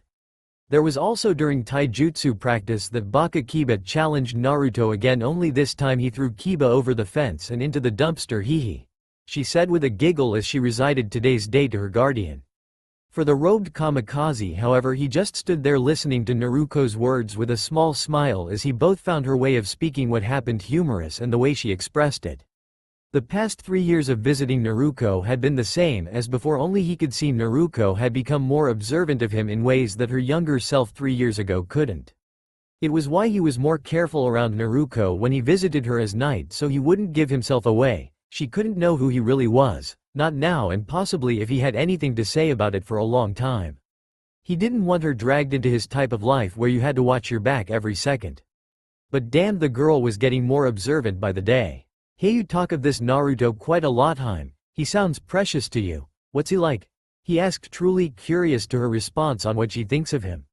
At the academy he was being, Naruto, as cold, detached and ruthless by the other students' standards, but was also protective of Naruto. That much all of them knew, as Naruto would even defend her against the senseis that gave her questions that she or the class hadn't learned about. Just one of the many ways they tried to sabotage her at the academy. Though surprisingly to him, Naruto shied her gaze from him to where she just gazed to her bed, and was that a flush appearing upon her cheeks? He watched perplexed as she twiddled her fingers in an uncharacteristic manner, twirling her bedsheets doing so. Yet Naruto waited for Naruto to speak, respond to what he'd asked. Well, Naruto-kun is someone I find important. Ever since I met him he's just been friendly to me. Not once has he treated me like the villagers or the other kids have. He's been there for me like you were, Tenchi-kun. He protects me against the senseis, stood up for me when no one else would at the academy. He even started to teach me when I asked him, not only how to fight but, in other things. I've learned how to throw a shuriken and kunai properly and know how to perform the hand signs because of him. He even stood up against our class's 2 senseis, Iruka Teme and Mizuki Teme, when they tried to be mean to me. He's a friend that I don't want to lose. He's, like you said, precious to me, she said before looking up to the robed kamikaze and unknowingly the very person she spoke of. For the kamikaze, however, he just stood there reeling in the words Naruto spoke, trying to come to facts on how Naruto spoke of him with such appreciation and admiration. He spent a lot of time with Naruto, true, and what she said was the honest truth, but the way she spoke about himself, the sincerity was on such a level that it surprised the last kamikaze. I see, it would seem you care about this Naruto very much, Haim, he said, further making the girl blush as she averted her eyes a bit. It's because I do. I like him. What followed was Naruto only giving a chuckle that hid his surprise before he just pat Naruto's head, making the young girl smile. Good, remember him, for he who is to you Naruto-Haim. Now get some sleep. And just as he said this did Naruto only give him a nod before she lay down in bed, her head hitting her pillow, But her violet orbs watched as her Tenchi walked toward the window of her room, and for a moment she thought to have seen him gaze up at the moon. "Good night, Heim." And just as she blinked he was gone like the wind. "Good night, Tenchi-kun," was all she could say before she too fell asleep, drifting away into the dreamless night. Konoha Red Light District. Walking amongst the nightly crowded streets was our residential assassin. Clothed in his robed garments, his appearance not all that strange due to his similarity to a monk. He walked though, his body coiled ready and guarded, while beneath his cowl his eyes scanned every corner, every rooftop, all the while picking out some shinobi that cast him a glance before shrugging him off. The 9-year-old assassin walked amongst the crowds with his destination clear in mind. Those of the homeless and sick that saw him didn't spare him a glance longer than a second before going back to their usual begging of simple coin. Into the residential whorehouse called Murasaki's Home of Love. "I'm here to see Kyoko," he said, getting the courtesan's attention. She looked down slightly, only for her lips to twitch upwards a bit. Popping out her fan, she waved it a bit as she eyed Naruto with, but a discreet, playful glance. "There isn't anyone here by that name. Can you give me a description of her perhaps, and I may be able to find her for you?" she said while running her fingers along his jawline, her green eyes enticing. But it didn't perturb Naruto the slightest, as he only spoke whilst his azure eyes stared back into the courtesan's own emerald ones. "I seek thy woman who gives birth to the frailty of deception. Her words and her every breath gives new life to those of the unfortunate, yet poisons the corrupt and the wicked," he said, and in a brief moment the woman before him's eyes glowed for only a moment of apprehension before she gave a glowing smile, and just as she turned around did she speak. "Right this way, sir," she ended in a purr, not the least bit disturbed that this fully grown woman had just flirted with that of a 9-year-old boy. Naruto just followed the woman though, and through a series of corridors, and ignoring everything in his way, from the giggling courtesans that watched him and the occasional smirk crossing a few of their features as they watched him follow the green-eyed courtesan through the hall. It didn't take, however, as they finally reached a door at the end of the hallway. Turning around, the courtesan stepped aside, though not without giving Naruto one more smile as she walked away. "She's through there, see y'all later, cutie." And with that she left, leaving Naruto behind, who could only shake his head at the woman's behavior. Turning to the door, he pulled up his hand and gave it 2 knocks. "Come in." And so he did. Naruto grasped the doorknob. Upon opening the door did Naruto walk in, and doing so did he look ahead of him as he closed the door behind him. The room he was standing in resided to that of a master bedroom. All around was there a bookcase, a desk, a chair in one corner, a bathtub for one in another corner, whilst a giant crimson rug lay sprawled out in the middle of said room. However, it was the woman laying upon the bed looking at him with brown orbs, sparkling with both curiosity and apprehension. She was a woman of stunning beauty. Milky white skin with a perfect figure that women would kill to just gaze upon. DD Cup-s confined by the only article of clothing she had being a pink kimono with blue flower designs going around her in a green thorn design. Her brown silky long hair lay upon her bed and among the king-sized bed, her lips curving upwards as she stared back at him as she fully realized who it was. "Ah Tilda, if it isn't Naruto-chan, come to visit little old me? I thought you'd have forgotten all about me while spending all your time working." The woman spoke as she pulled herself up from the bed before walking toward Naruto with a sway of her hips, a natural thing for the woman he'd come to know. Upon reaching the kamikaze, however, did she stop, and in unison both give each other a formal bow, and just as they pulled up did Naruto speak in turn. "Hello again, Kyoko." The assassin greeted the older woman. Said woman, now named Kyoko, just gave Naruto a smile. "To you as well, Naruto-chan. I suppose you would like to speak in private. Please follow me." And just as she said this she turned and strolled toward a seemingly normal wall, and just as she planted her hand upon it did a small glow show from between the splits of her fingers. Click. After the small sound of a door being unlocked did the wall strangely detach itself from the wall. Pulling itself back did it slide to the left, revealing another room. As Kyoko walked forth did Naruto as well, but just as he followed the woman to the doorway did he stop in mid-step. Kyoko, glancing over her shoulder, rose a delicate eyebrow when she saw him stopping from just entering through the doorway. Though underneath this her eyes did narrow slightly as the shadows in the room behind Naruto actually quiver. "Is there something the matter, Naruto-chan?" she said, though she already knew what was wrong, as kept looking straight at Naruto, of whom had slowly drawn 8 senbon from his inside pouch. The blonde didn't even respond as he only moved his gaze behind him, and with reflexes honed from battle and training did Naruto twist himself, and with precise precision did he unleash his 8 senbon, all of which were coated in chakra, all aimed at the 4 corners of the room and amongst the shadows of the furniture themselves. The lethal senbon couldn't have even been seen, yet the gleam of them all was evident as they raced toward their trajectory without fault. Splurge. The sound of metal piercing flesh sounded, and what followed was 8 soft thumps hitting the floor, and seemingly as if they were invisible once, 8 now dead Anbu shimmered into existence, all lay dead to the floor, their blood pooling around their corpses. Kyoko looked toward Naruto and spoke. "Friends of yours?" she asked, though the hidden tone of amusement was clear. "No. But part of the reason of why I'm here," he said, but Kyoko could see his lower face tightened up slightly. However, without missing a beat did Naruto and Kyoko just give the dead bodies a second glance and turned away. Then just as Naruto's form entered the secondary hidden room did the wall behind him close back up like it never even detached itself. He followed Kyoko through a series of corridors, all of which bore the same insignia of his own order hung in black or red banners. Now as they passed one more corridor did they both find themselves within a small compartment, an office itself. It was simple, a brown wooden desk with stacks of scrolls set to one side and a stack of papers to another, while on the other side was a bookcase full of tomes and books detailing of Kyoko's workings in the past and history books of the past. Both occupants to their seats, Kyoko taking hers behind her desk just as Naruto took his own before it. Leaning forward, Kyoko eyed her friend with unhidden curiosity. "Now Naruto-chan, what brings you here to see me today?" But as she said this she couldn't help herself from keeping her smile to grow upon her face as she looked over Naruto.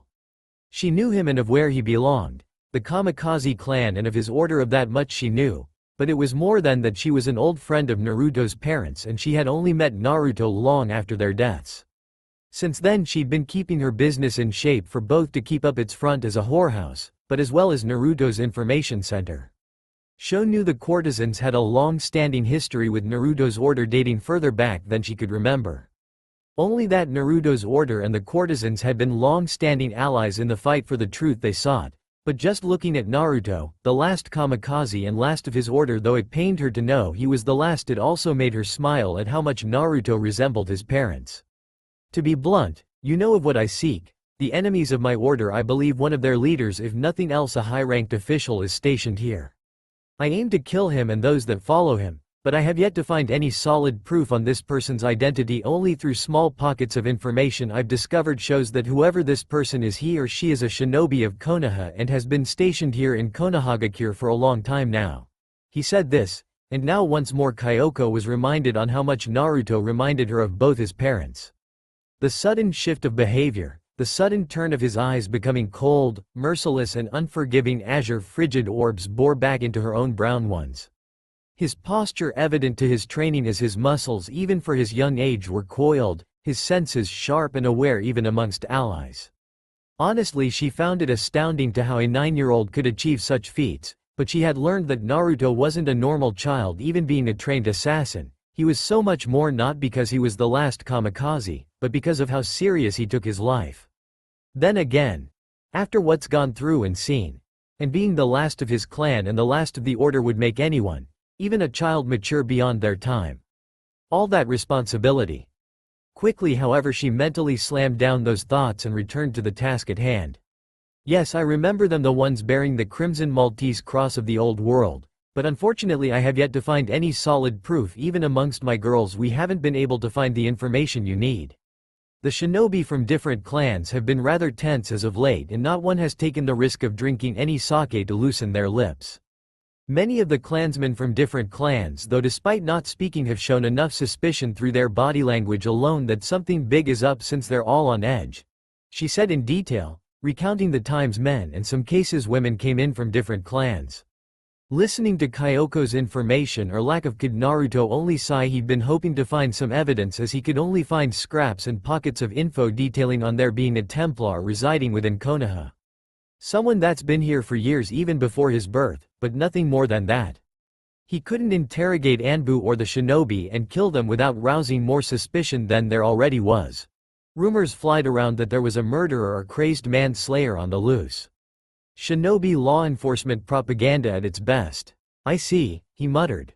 Kyoko, though, as she looked toward Naruto, suddenly remembered one thing. Her eyes lit up, and that sudden change caught Naruto's attention right there. Wait. There is one thing, though I'm not for sure that it's directly related to the Templar Order. I do remember something that could possibly give you a way to find the information you seek or to put you on the right trail. Now when she said this, Naruto's eyebrows quirked. His eyes lit up slightly, and Kyoko, seeing that he was paying attention, smiled before she spoke once more. As you know, I am a woman of high regard, not just in this district, but within Konoha itself, and through this I have come into contact with several strange incidents involving both political and physical spouts between the general population of Konoha's shinobi and that of one particular clan of shinobi, the ones that bear the white and red fan symbol. At this, Naruto's eyes narrowed slightly. The Uchiha.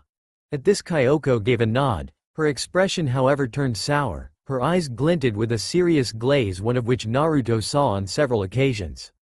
That's correct, and what's more, I've come into contact with an old acquaintance of mine. She's someone that gave me this information before we had to cut off to avoid suspicion. I believe she would be the one to talk to, as I believe that the problems with the Uchiha are deeply tied to the ones you hunt, my young friend. The brown-haired beauty said to where Naruto just looked at her with a narrowed gaze. Is this woman trustworthy, Kyoko? I cannot risk revealing myself. You know that, especially with Hiruzen's Anbu trying to find me day and night. A perfect example are the 8 dead bodies in the other room. He said to where Kyoko could only nod, as she understood the importance of Naruto's secrecy, as it was known throughout Konoha that he was a notorious person for the killings of countless. They didn't have his appearance, but they knew he was out there and gave them all the reason to hunt him down in any way they could. Don't worry, Naruto-chan. This woman, she's a friend. Possibly one of my oldest, dearest friends from when I myself was a child. Don't worry, she's trustworthy beyond a shadow of a doubt. Though she doesn't know of my relation to you or your clan and order, she has proven to me that she can be trusted. Give her a chance, Naruto-chan, for not only is she your possible and only link to finding those you seek, but she too, from what I hear, is in dire need of assistance. As the woman said this, she could already see the young kamikaze thinking over his options. She watched him, his facial expression never changing, but she knew he was thinking it over because she knew the limited options Naruto had, and this was the only possible way she could help him, indirectly of course. Plus, she would admit to her wanting Naruto to not only find those he seeks to kill, but to help her friend out of the trouble she and her clan was in. For Naruto, the boy could only weigh his options. Despite how limited they were, he still had to think them over. On one hand, he could forego Kyoko's info and try to seek some other alternative to track down his targets and risk losing a potential information resource and Kyoko's respect, as he could feel she was truly wanting him to try out this information. On the other hand, he could take Kyoko's word for it, as she hadn't lied to him and knew she wasn't a woman to do something like that. Find this contact and hear her out and risk being found out and his identity being revealed to his enemies. Eventually, his need to find those he seek to kill overpowered his cautious view on the route he was about to take. Looking toward Kyoko, he only gave the woman a stiff nod. Very well, Kyoko, I will take your word for it, and I will hear out what this woman has to say, and let us hope she has information for me. Now where shall I meet this contact of yours? He said to where the mistress of the courtesans gave a grateful smile before she pulled out a slip of paper. Raising an eyebrow, Naruto looked toward Kyoko. This will be the evidence she will need to know you are a trusted friend of mine and the one she was to meet. You can expect to find her in the outskirts of the village, near the ruins of the bunker destroyed during the Kyuubi attack. I will send her a message tonight to have you meet her there tomorrow at midnight. Agreeing with the circumstances, Naruto took the slip of paper and placed it in his pouch. Thank you for this information, Kyoko. I only hope it helps me with my goal. Till then I must go, he said, and as the woman gave him a slow nod did Naruto turn away, and just as he took a few steps away from said woman's office. Oh yes, Kyoko, he said, making the woman look his way with a curious expression. Yes, Naruto-chan? She watched as said kamikaze looked over his shoulder and offered her a small smile. Thank you for watching over Narukoheim for me. When he said this, Kyoko just offered the assassin one smile as she thought about the favor he'd asked her. She'd been asked for her and her girls to watch and protect Naruto when he wasn't around, and it had proven to be a good thing, as she had deflected all attempts to have her beaten by the shinobi and villagers of Konoha whilst they avoided Naruto due to the last person that tried to attack was now spending his days in the hospital sucking food through a straw. Plus she liked the little girl and her exuberant attitude, You're welcome, Naruto. It has been my and the other girl's pleasure to protect the girl, but please my friend, keep yourself safe. You may be a trained assassin and the toughest guy the first no, but there is no need to rush yourself. You're still a child, Naruto. This time not adding the usual suffix she usually did when speaking his name. This meant she was speaking to him in a manner that showed she cared for his own well-being. Turning his gaze back, Naruto dropped his smile. Don't worry. I know my limits, but this is very reason my clan and order exists, to find the truth and to kill those that would use it for their own means. I am young, I know this. A 9-year-old should worry about other trivial matters, but as you know I am not a normal 9-year-old. I am an assassin through and through and the only kamikaze. Whatever childhood I would have is long gone. Goodbye for now, Kyoko. And with that the boy man in Kyoko's eyes walked away. Did the woman only sigh as before, leaning in her chair as she just stared into nothingness. That Naruto. He is definitely your son Masaki.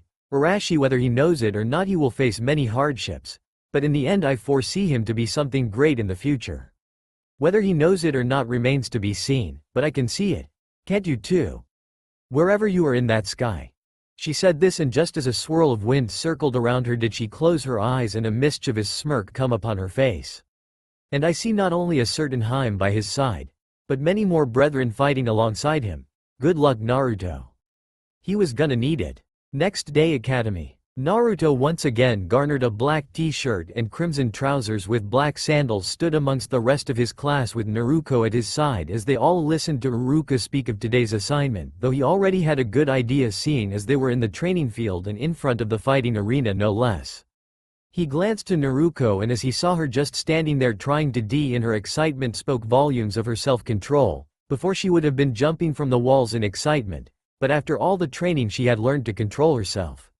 That was a lot considering she was just a bundle of energy. Okay class, today we will be having a new lesson. We will be holding a small test as to assess your combat abilities and prowess in battle growth from the last 3 years. As such you will be facing Mizuki-sensei. Now when I call your name, come forth and we will begin. And thus Iruka started the test. Did the rest of those that hadn't been called sit down in front of the arena watching as the battles went on. Sitting with Naruto, however, did the spiky blonde of the two feel someone grab his hand. Looking to his right he saw that Naruto was watching the fights as they happened, but the worry upon her face was enough to warrant his attention. He just placed his hand over hers, thus making her look his way. Hey, don't worry, just remember what I've taught you and you'll define. Besides, I think you want to get a little payback on those Tamis, right? That shook her of her worry. She only looked up at him with a grin. You bet I do. And like that the Naruto he knew was back and rearing to go. But those that watched this little scene knew that it was normal now. But still there was a few girls amongst the class that grit their teeth in jealousy as they stared at the happenings between the two blondes. Though they knew enough not to try anything, cause to be honest they were petrified of Naruto after the last time they tried something. They still had the scars to prove the beating she gave most of them, and still to this day made them cower from just the look of her eyes. The boys however were more along the lines tamed, as they had already come to know messing with Naruto didn't warrant his attention and brushed them off without giving them a second glance. But mess with Naruto and well, if they didn't escape her wrath they sure as hell didn't escape the older blonde's own.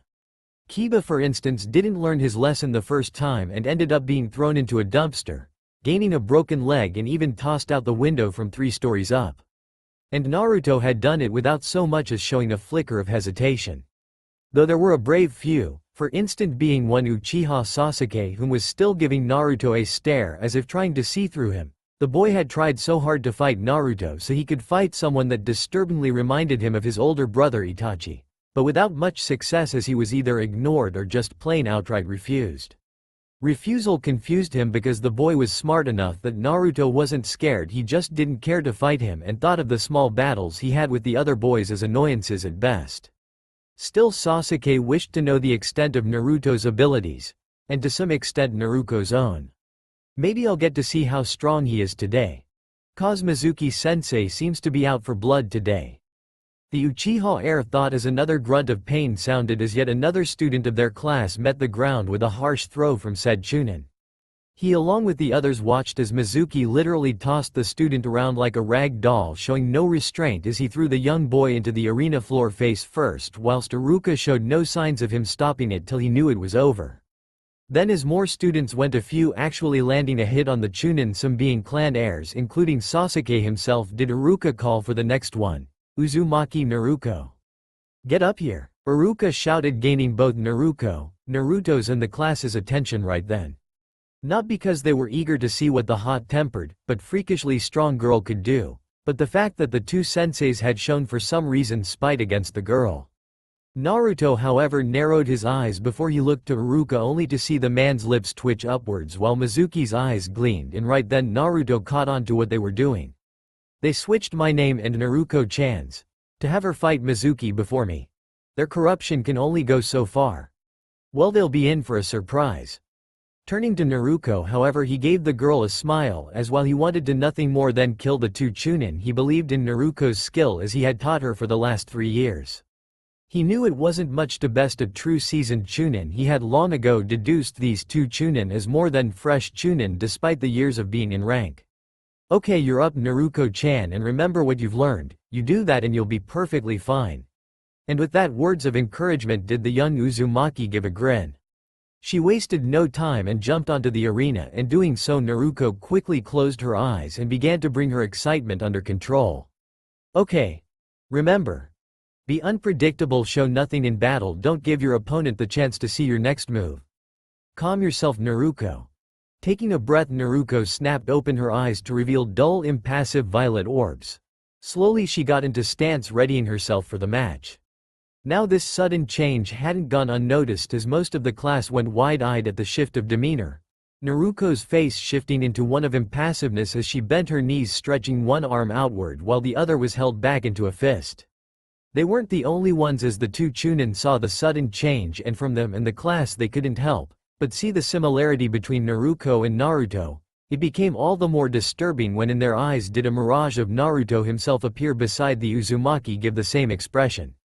Honestly, it brought many of them a chill down their spine and a slight smirk to a certain kamikaze. Let's do this Tte-bane. And after she spoke, surprisingly monotone, did Iruka give a nervous glance to Mizuki before he brought up his hand. Ready. He looked to both Naruko before giving Mizuki a glance, only to see the man give him a nod, and right then he brought his hand down. Hajime. And as quick as it came did Mizuki shoot off toward Naruko, fully intent to relieve some stress on the Uzumaki. So when he came up to unresponsive Uzumaki, did he attack his first, going to her face, fully expecting her to land with a satisfying flesh hitting flesh. Only to his and Iruka's surprise did Naruko act as she stuck out her left hand, redirecting Mizuki's attack away from her, and before Mizuki could even begin to understand on what had happened. Pow! Naruko's fist met his face, making the Chunin's head turn from the hit, and already the man could feel a few of his teeth loosen from the hit.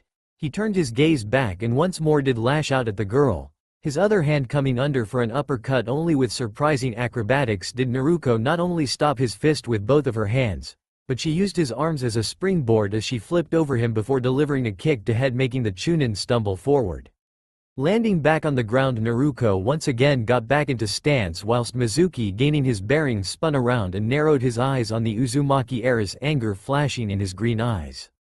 Brat! He muttered before he charged once more, only now did he increase speed, yet it didn't seem to perturb Naruko the slightest, as she only raised her arm as she watched Mizuki come at her.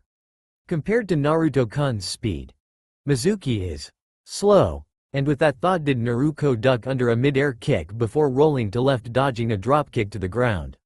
Acting quickly, Naruko crouched down before she jumped, flipping in the air, dodging a swing from Mizuki before she slammed her knee into the Chunin's abdomen, making said shinobi give out a grunt from the force of the attack alone. Damn it. This strength is ridiculous for a 7-year-old. Reacting quickly, Mizuki grabbed Naruko by her free leg and threw her to floor, only to his increasing rage the girl once again flipped and landed on all fours. Slowly she stood back up, only for her eyes to widen when Mizuki appeared in front of her. Quickly she brought up her arms in time to block a spin kick that which made her grunt from the force and made her skid across the arena. Looking up, Naruko rolled to the right in time to dodge a punch that, once impacting with the arena floor, made it crack. She didn't need to look to see the Chunin charging, thus Naruko rolled backwards right between Mizuki's legs before she kicked him from under his knees, making him lose his balance. Then without missing a beat, Naruko delivered a punch to Mizuki's jaw, making his head snap to the left as he stumbled backwards. Sidelines. Watching this battle, the rest of the majority of the class had a hard time keeping their jaws from hitting the ground as they watched Naruto Uzumaki, their fellow classmate and freakishly scary girl, literally smack around their sensei. They watched her fight with agility and perception they didn't know she had. While some saw this as proof that she was to be messed with, a few others had a difficult time believing what they were seeing. A 7-year-old was outclassing a full-grown adult Chunin shinobi and above all else in taijutsu. But as they watched the battle at hand, a few of them could see that Mizuki was getting more lethal and faster in his attacks, but it was still impressive to see how much Naruto was fighting on equal ground with their own sensei. None more so was Sasuke as he watched the battle with wide eyes. Who would have thought Uzumaki had such combat prowess? He then looked toward the other blonde only to see his azure eyes were narrowed on the fight. Not a single sign of expression could have been seen on his face. His eyes were keen on the battle, watching every attack, every guard, and every dodge and counter.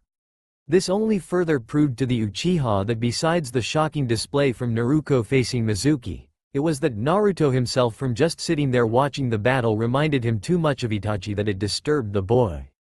For Naruto himself, however, the assassin in disguise watched as his protege was actually unlike the majority of students, landed consecutive hits on the Chunin sensei. As proud of her as he was, he couldn't help the fact that despite how strong she'd gotten over the last 3 years, she still couldn't fight a Chunin, no matter how much that said Chunin fought more like seasoned genin than anything.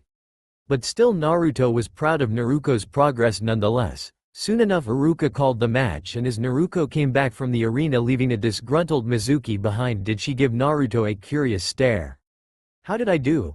she asked, to where the azure eyes Kamikaze just gave her a smile before he just ruffled her hair, making her pout. "You did great, Naruko-chan." He said this, thus making the girl, despite her messy hair, give a grin before she sat back down, and upon leaning against his shoulder did the young girl let out a sigh. "Thanks, Naru-kun. I owe it to you that I'm this strong already," she before giving a small hum, whilst Naruto just gave off a small chuckle. "That and your own drive to learn is what brought you here, Naruko-chan. Don't forget that," he said, making the young girl smile into his shoulder at the praise she received, bringing forth another wave of warmth from her friend's sincerity. "Thank you, Naru-kun," she said with a mumble, despite her voice being muffled by the fabric of his shirt. Despite this, and ignoring the jealous glares from the other girls, Naruko wrapped her arms around Naruto's right arm, and just there as the rest of the battles went on by. "You're welcome, Naruko-chan," he said with a small smile. Midnight outskirts of Konohagakure. The battlefield of the Kyuubi's rampage was a desolate wasteland. What once was a lush land full of trees and grass teeming with all kinds of wildlife was now a land fit for the dead. The Kyuubi's chakra, despite the years that passed by, still lingered, and with it keeping the land from ever truly recovering. Despite the years, it has showed not sign of recovering from the damage. Now what many don't know was that this land was the front-line defense for Konohagakure against both armies of enemy shinobi from different villages used during the last 2 wars, as it was established by the Nidaime Hokage at the time. It was their front line of defense. Years ago, bunkers were dug in with major fortresses built upon the cliffs of the 2 mountains branching from the 2 sides of Konoha. Lookout towers were spread vast into Hai no Kuni so as to look out for enemy shinobi on the move and be able to relay information back to the bunkers and through them send it to Konoha's chain of command. Now all that was there is a wasteland of churned up dirt, dead rotted out trees, and the carcasses of those that died mixed into the dirt. The once fortified bunkers were now nothing more than rubble, with only a few still left standing in terrible condition. Tonight, however, was different, as once the place was an area avoided by many due to some thinking of it as a cursed land, was one particular person walking through the rotted out trees in the night. Black clouds covered the sky and the rumble of lightning was evident. The wind itself flowed fast and swiftly through the area as rain poured down, pelting against the person walking through the desolate area. The person that walked through the raging elements unhindered was none other than Kamikaze Naruto. His assassin robed firmly wrapped around his body, whilst his leather boots hit the ground with a wet splash as he walked, the red sash tails ruffled in the winds blowing past him, yet the boy didn't stop his stride. His destination was clear. He had left Naruto in the care of Kyoko's girls after giving the girl a visit, but now knowing that whoever he was gonna see had possible information linking to Templar residing within Konoha, had put Naruto into his old persona. No restraints to keep him back. No need to hold himself back now that he wasn't Naruto, but the assassin, and as such his business was all that mattered to him tonight. He followed Kyoko's directions to the dot, and as such passing some dead trees, jumping over a river and bypassing the numerous traps laid out before him did Naruto find his destination. Before him was the ruins of an old bunker. Most of it looked to have been crushed by one of Kyuubi's tails, but from what he could see some of it was still intact. As he walked up to said building did he find the entrance where once was a door was now a doorway free of any sort. Someone's here. Must be Kyoko's contact. With that train of thought Naruto walked in, and as his form seemed to be engulfed into the darkness did Naruto only weave himself through the many corridors. What little light he could see was from the flashes of lightning and from the torches lit among the walls. As he walked around another corner however did Naruto narrow his eyes when he saw before him the only door intact inside said bunker. He scanned the hallway and slowly made his way to the door. With each step he made Naruto could feel that what lay behind the door was whom he had come for. So when he grasped the doorknob and opened said door did Naruto react as a glint of steel shined through the left part of his eye. Clang! Steel met steel as a kunai was pressed firmly against Naruto's metallic bracer. Naruto stared at the face of his attacker only to see her face and body was hidden by a full body cloak. Yet as the woman jumped back holding her kunai in a reverse grip did she speak, her tone cold as ice holding a hint of questioning yet apprehension. I ask for the best and Kyoko sends a child?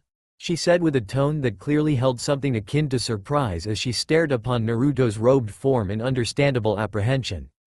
Unhindered however Naruto just took one step forward tilting his head slightly dodging three kunai that hit the wall behind him with dull thuds that is before he threw his other senbon piercing the woman's cloak to the wall behind keeping her immobilized getting a small curse from said mysterious female. Slowly he closed the door behind him before he just fished out the paper Kyoko gave him. Here Kyoko told me to give this to you should you feel to be apprehensive of me, he said pulling out the piece of folded parchment. He didn't waste a step as he strolled forth to the woman whom he could tell was glaring at him despite her face being shadowed by her hood. Stretching out his hand he tore one senbon from her cloak allowing one arm to be free and thus the woman reluctantly grabbed the piece of paper and giving him one more look did she unfold it and thus she read the contents within. Hello my old friend. If you're reading this then my young assassin has shown up. I want to go ahead and clear up with you that this boy before you isn't your everyday child. He's the real deal my friend. He may be a child in body, but in mind is someone that has seen and done things most others couldn't do in a lifetime. I know you must be apprehensive, but trust me this boy can help you and in turn you can help him for he hunts someone that could be directly linked to your own problems. Anyway this is all I can say on such short notice. It was also good to hear from you again and that I hope the meeting you have with my young friend is beneficial to the both of you. Till then goodbye my friend. Murasaki Kyoko. P.S. I await on your next message in detail on how you think of him tilde. Yeah, this is definitely Kyoko's handwriting. Naruto heard the woman speak with a deadpan tone that is until she gave a sigh. He watched as she folded the piece back before pocketing said parchment before she seemed to look back at him. Only now she released her kunai making it stab into the floor with a dull thud. I apologize for the attack I had to be sure you weren't an enemy. However I am surprised to meet the famed assassin Kyoko spoke so highly and you being a child nonetheless it is honestly surprising. Her words not insulting and more apologetic. Naruto just gave the woman a silent nod before he took another step and with a quick swipe of his hand he freed the woman nailed to the wall making her let loose a small relieved sigh. Nevertheless, it is a pleasure to meet you assassin. My name is. The woman spoke as she pulled down her hood to reveal the woman before Naruto's slightly widened gaze. Her black with blunt tints long hair fell past her neckline and more so her shoulder blades as her ebony orbs bore into him as a smile graced her beautiful features. The woman however to Naruto's eyes was a beauty to behold possibly on the same level as Kushina herself. Hell he may be young, but he learned to at least appreciate women. Uchiha Makoto.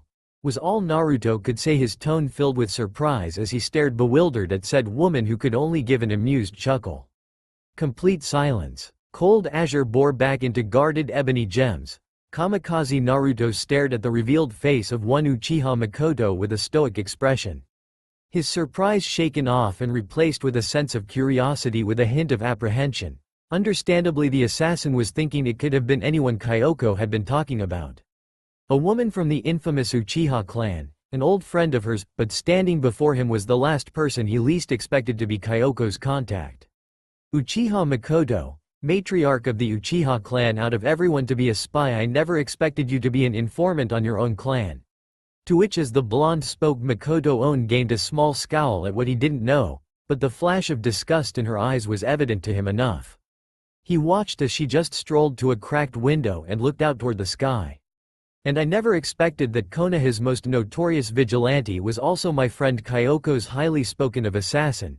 I guess we both never expect what we hear till we see it before our very eyes.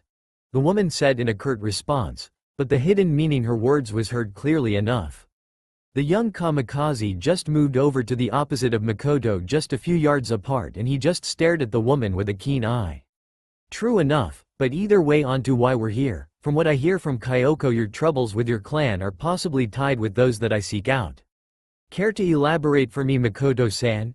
And as words left him, said black-haired beauty turned to look at him, her midnight orbs boring into him with a cold and what looked to be angered glaze. He watched as her expression turned into what one would call a rageful one. You're correct in your assumption. I don't know who it is you hunt, but all I know is that my clan of what I once loved and honored with all my being since I was just a little girl has become nothing more than a place of ignorance and arrogance.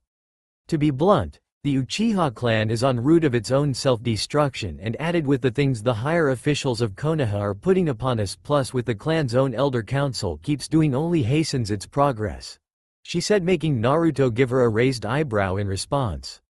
That's a serious allegation, Makoto-san. To say that about your own clan is surprising, especially since you're the matriarch. But what makes me wonder is why the higher officials of Konoha's governing body have anything to do with this. He asked, to where the woman just narrowed her eyes at seemingly nothing before she looked back at him.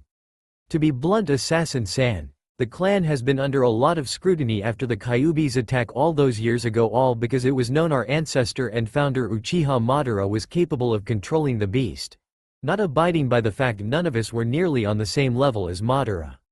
It was because of this they had put us on separation leave from Konoha itself as an act to watch over us.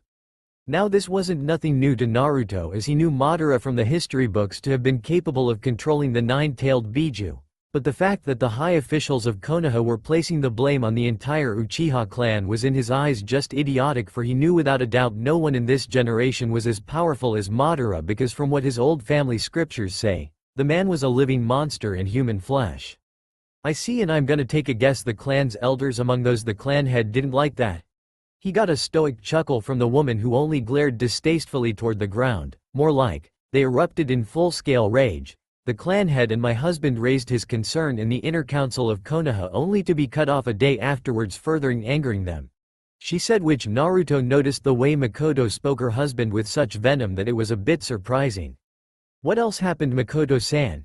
He asked, if not to further his own thoughts on the matter. Makoto only spared him a glance before she spoke again. The elders have been pushing for a political battle with Konoha's leading bodies, but I won't call him that. Uchiha Fugaku plans for something else, something far more direct, something that will ultimately end the entire Uchiha clan for good. Her voice and tone was urgent, serious beyond a shadow of a doubt, and Naruto could only narrow his eyes as he could only think of one thing if what he knew on Fugaku was true. The man plans for a coup d'état, isn't he? He received a nod at this, further making the situation in his eyes only more complicated.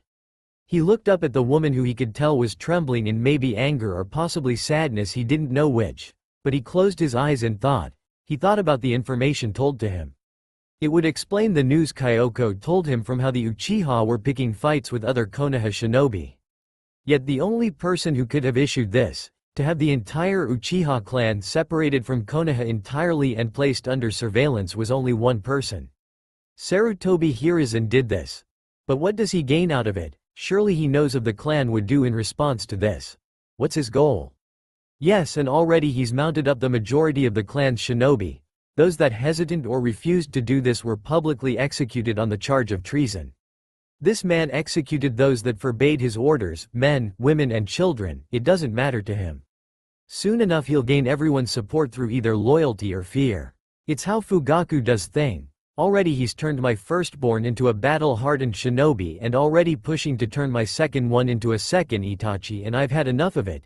and with speed fit for the greatest of kunoichi she lashed out, slamming her fist into the table, shattering it into pieces. Yet as pieces of wood flew past Naruto's head, he remained unresponsive as he just watched the woman release her stress, unfold her anger and wrath through the destroyed table. That is until he felt her chakra and spike, and knowing they were still near Konoha he acted. He strolled forth, not even hesitating as Makoto swung at him in an unintentional bout of anger. He reacted as he just slapped her hand away before he just placed a hand on her shoulder. "Oi, calm yourself, Makoto-san. Take a breather," his tone calm, but firm, and though Makoto be hesitant to admit it, his words felt more like a order from a superior, and though she knew he was only trying to keep their location safe, the tone in his voice however made her feel a bit more relieved, no matter how it surprised her. Looking at him she gave a grateful nod as her mind once more began to rationalize and calm itself down. "I apologize, I didn't mean to erupt like that, it's just.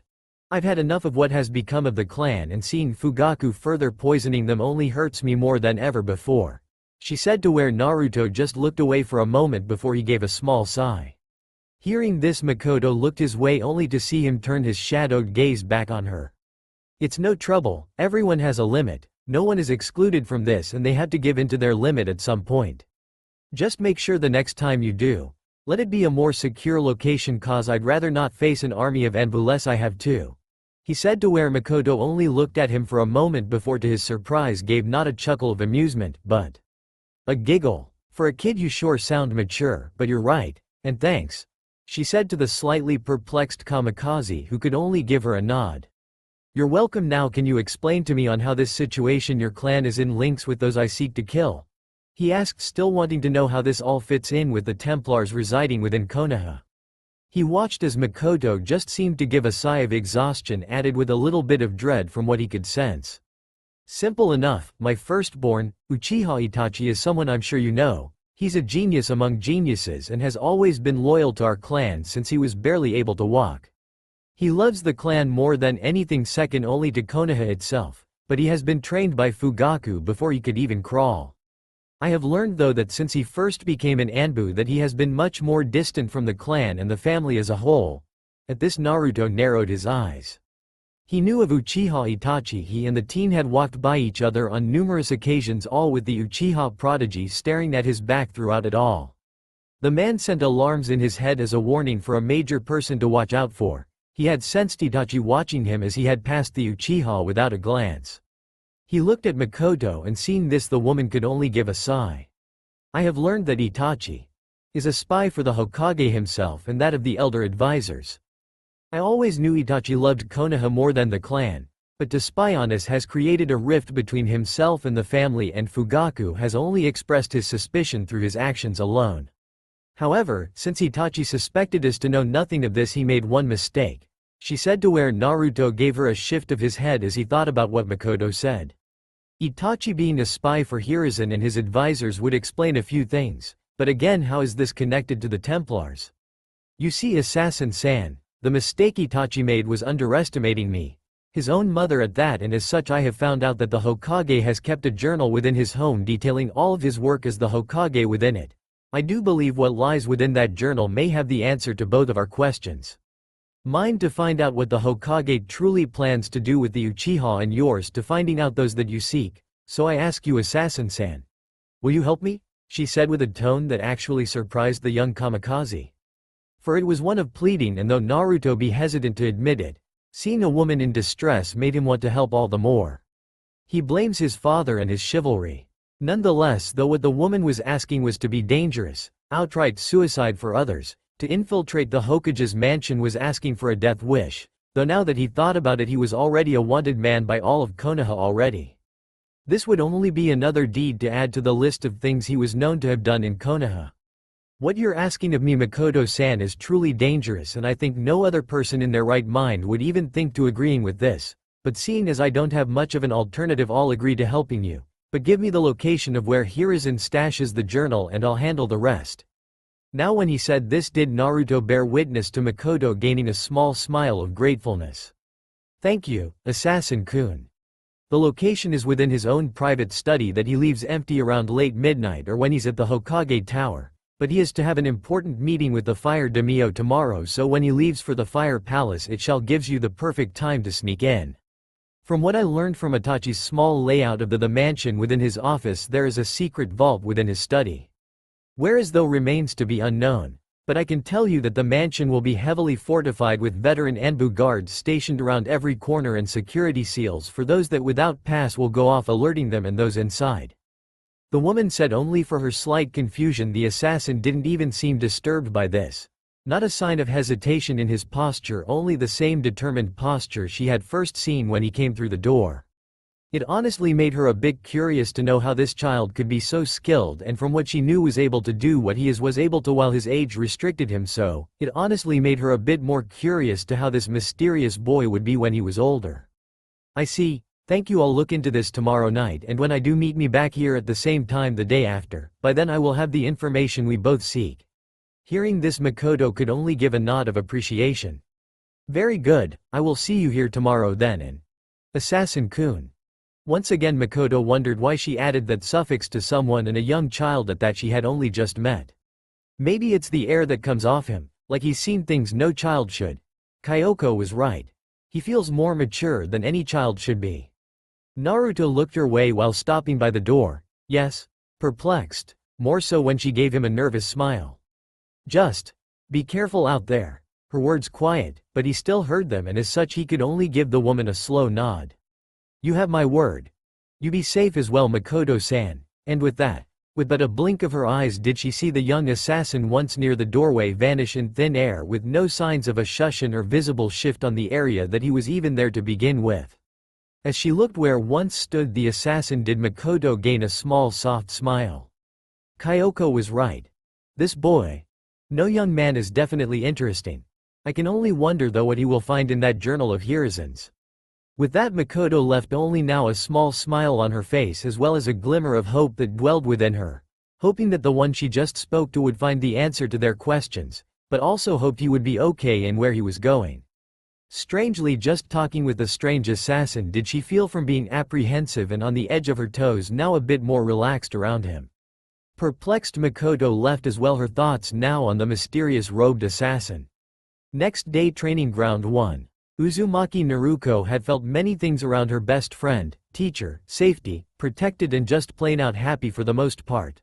Others being shy or nervous when he just stared at her with those beautiful azure eyes of his and giving her a smile of approval when she furthered succeeded in her training. There was also other times when she was just purely excited to be around him, to be safe in his arms at their breaks during her training and feeling so peaceful when sleeping against him when she was exhausted. But now Naruto was feeling that again, that feeling of her stomach twisting into a knot and her knees becoming wobbly. She was feeling this strange emotion as Naruto was once again leading her through another kata, holding her hands with his own, and with each slow motion he showed her through the kata with absolute precision. She tried to breathe only to find that knot in her stomach to tighten all the more, but as she calmed herself the girl could only let a small discreet smile cross her face. She didn't know what she felt, but as she listened to Naruto speak and point out her flaws as they both moved through each kata did she only think over what was wrong with her. She hadn't the faintest clue of what she was feeling. Her face felt hot for some reason and her hands felt sweaty, but what truly perplexed her was the fact her heartbeat practically felt like a drum beating faster and harder with each second she was within touching distance of Naruto. Maybe I need to ask Kyoko-san about this. Maybe she knows what this feeling I have is about.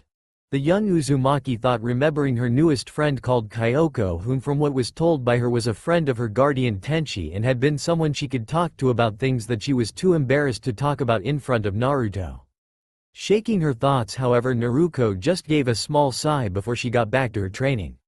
What she didn't know was that her fellow blonde had seen her, felt her sigh, and thus he spoke his worry. Is everything alright, Naruto-chan? And hearing the person of whom she was thinking so much about did Naruto jump slightly before she looked up and just gave Naruto a small smile. No, just thinking is all. The young heiress spoke, but Naruto knew a fib when he saw one, especially from Naruto. He didn't ask again and just gave the girl a small smile before he looked up into the sky. I see. Well, let's take a break. I'm sure you're a bit exhausted. he said, making the girl give a small nod, and in that moment as they put her training to a halt did they both lay against a nearby tree. Doing so did Naruto faintly lean against her fellow blonde's shoulder. Did she mumble something as she closed her eyes for a moment? Naru-kun. Do you think I'll ever be able to catch up to you? She asked, and though she didn't see it, Naruto looked toward her for a moment and his gaze seemed to get a bit downtrodden before a smile graced his features. He ran a hand through her long hair making her hum whilst he just looked up at the sky, closing his eyes. Yeah, you will. Don't worry. I just hope that when you do catch up to me, you never see the countless dead bodies and the blood that stains my hands. He thought somberly, wondering on what Naruto would think of him. He knew it was only a matter of time when Naruto found out who he was, and exactly what he was, and when that time comes he could only beg to question and to aimlessly wonder what the answer would be. How will Naruto think of him amongst the dead bodies of the unjust around him? The sea of blood that dripped from those of the corrupt, and the fact that her guardian was in the eyes of the majority populace cold-blooded killers. People never understood what his order was for, to fight the injustice placed upon mankind, to kill those that shed the blood of billions, to kill a few men dedicated on ruling over mankind. Templar lives just so his order could save trillions of lives. To seek the truths hidden in the world to make way for a better future. It was something that was greatly misunderstood through the past. He could only hope, though, as he looked down at Naruto once again, that the girl would be at least able to understand why he does this. One can hope, I guess. With that one thought he leaned down, planting a small kiss on Naruto's forehead before he closed his eyes as well, not seeing her face erupt into a shade of red one could only say made a tomato pale in comparison.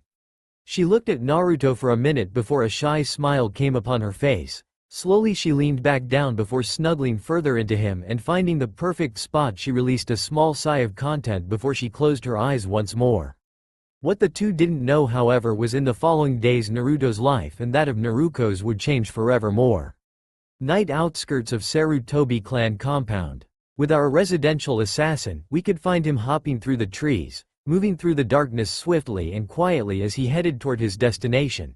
His assassin robes fluttered as he jumped from one tree top into another part of the forests, thus giving a slight blur of white before vanishing into the forestry of green. His hidden weaponry glinted from what little moonlight that shined through the cracks of the tree branches. The kamikaze had come prepared.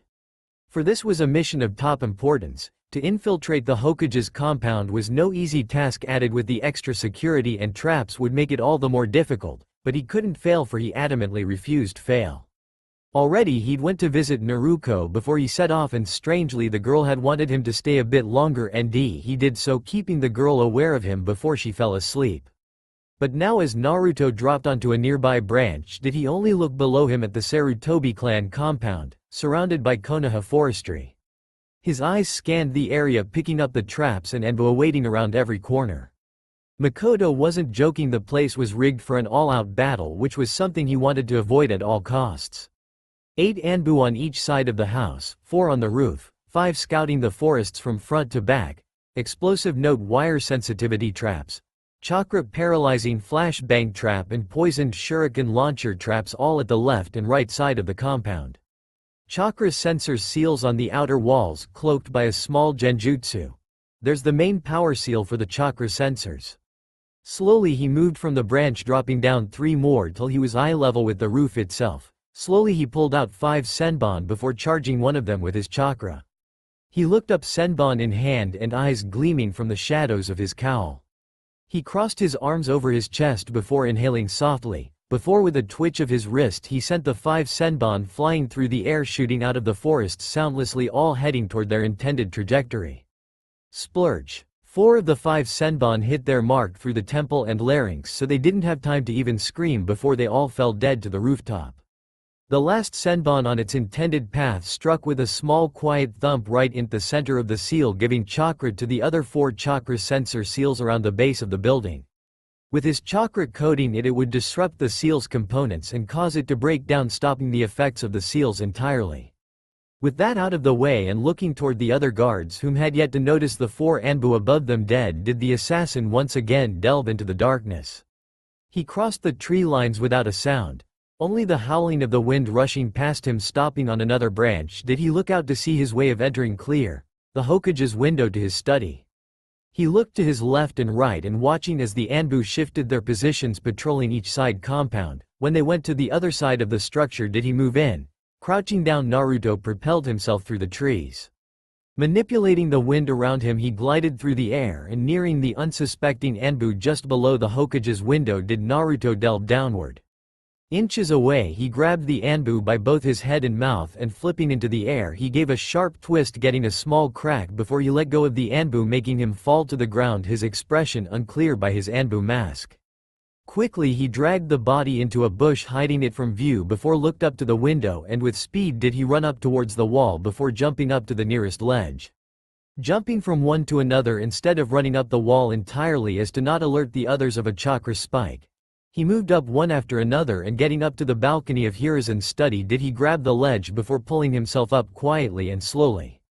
He crouched down low and stepped toward the window and seeing the lock did he give his right wrist a thrust before his hidden blade slid out slowly and without a sound. Picking the lock with his blade was easy though he did have to coat the blade with his chakra so when the lock was released it didn't make a sound to alert any type of alert system on the inside he may have overlooked.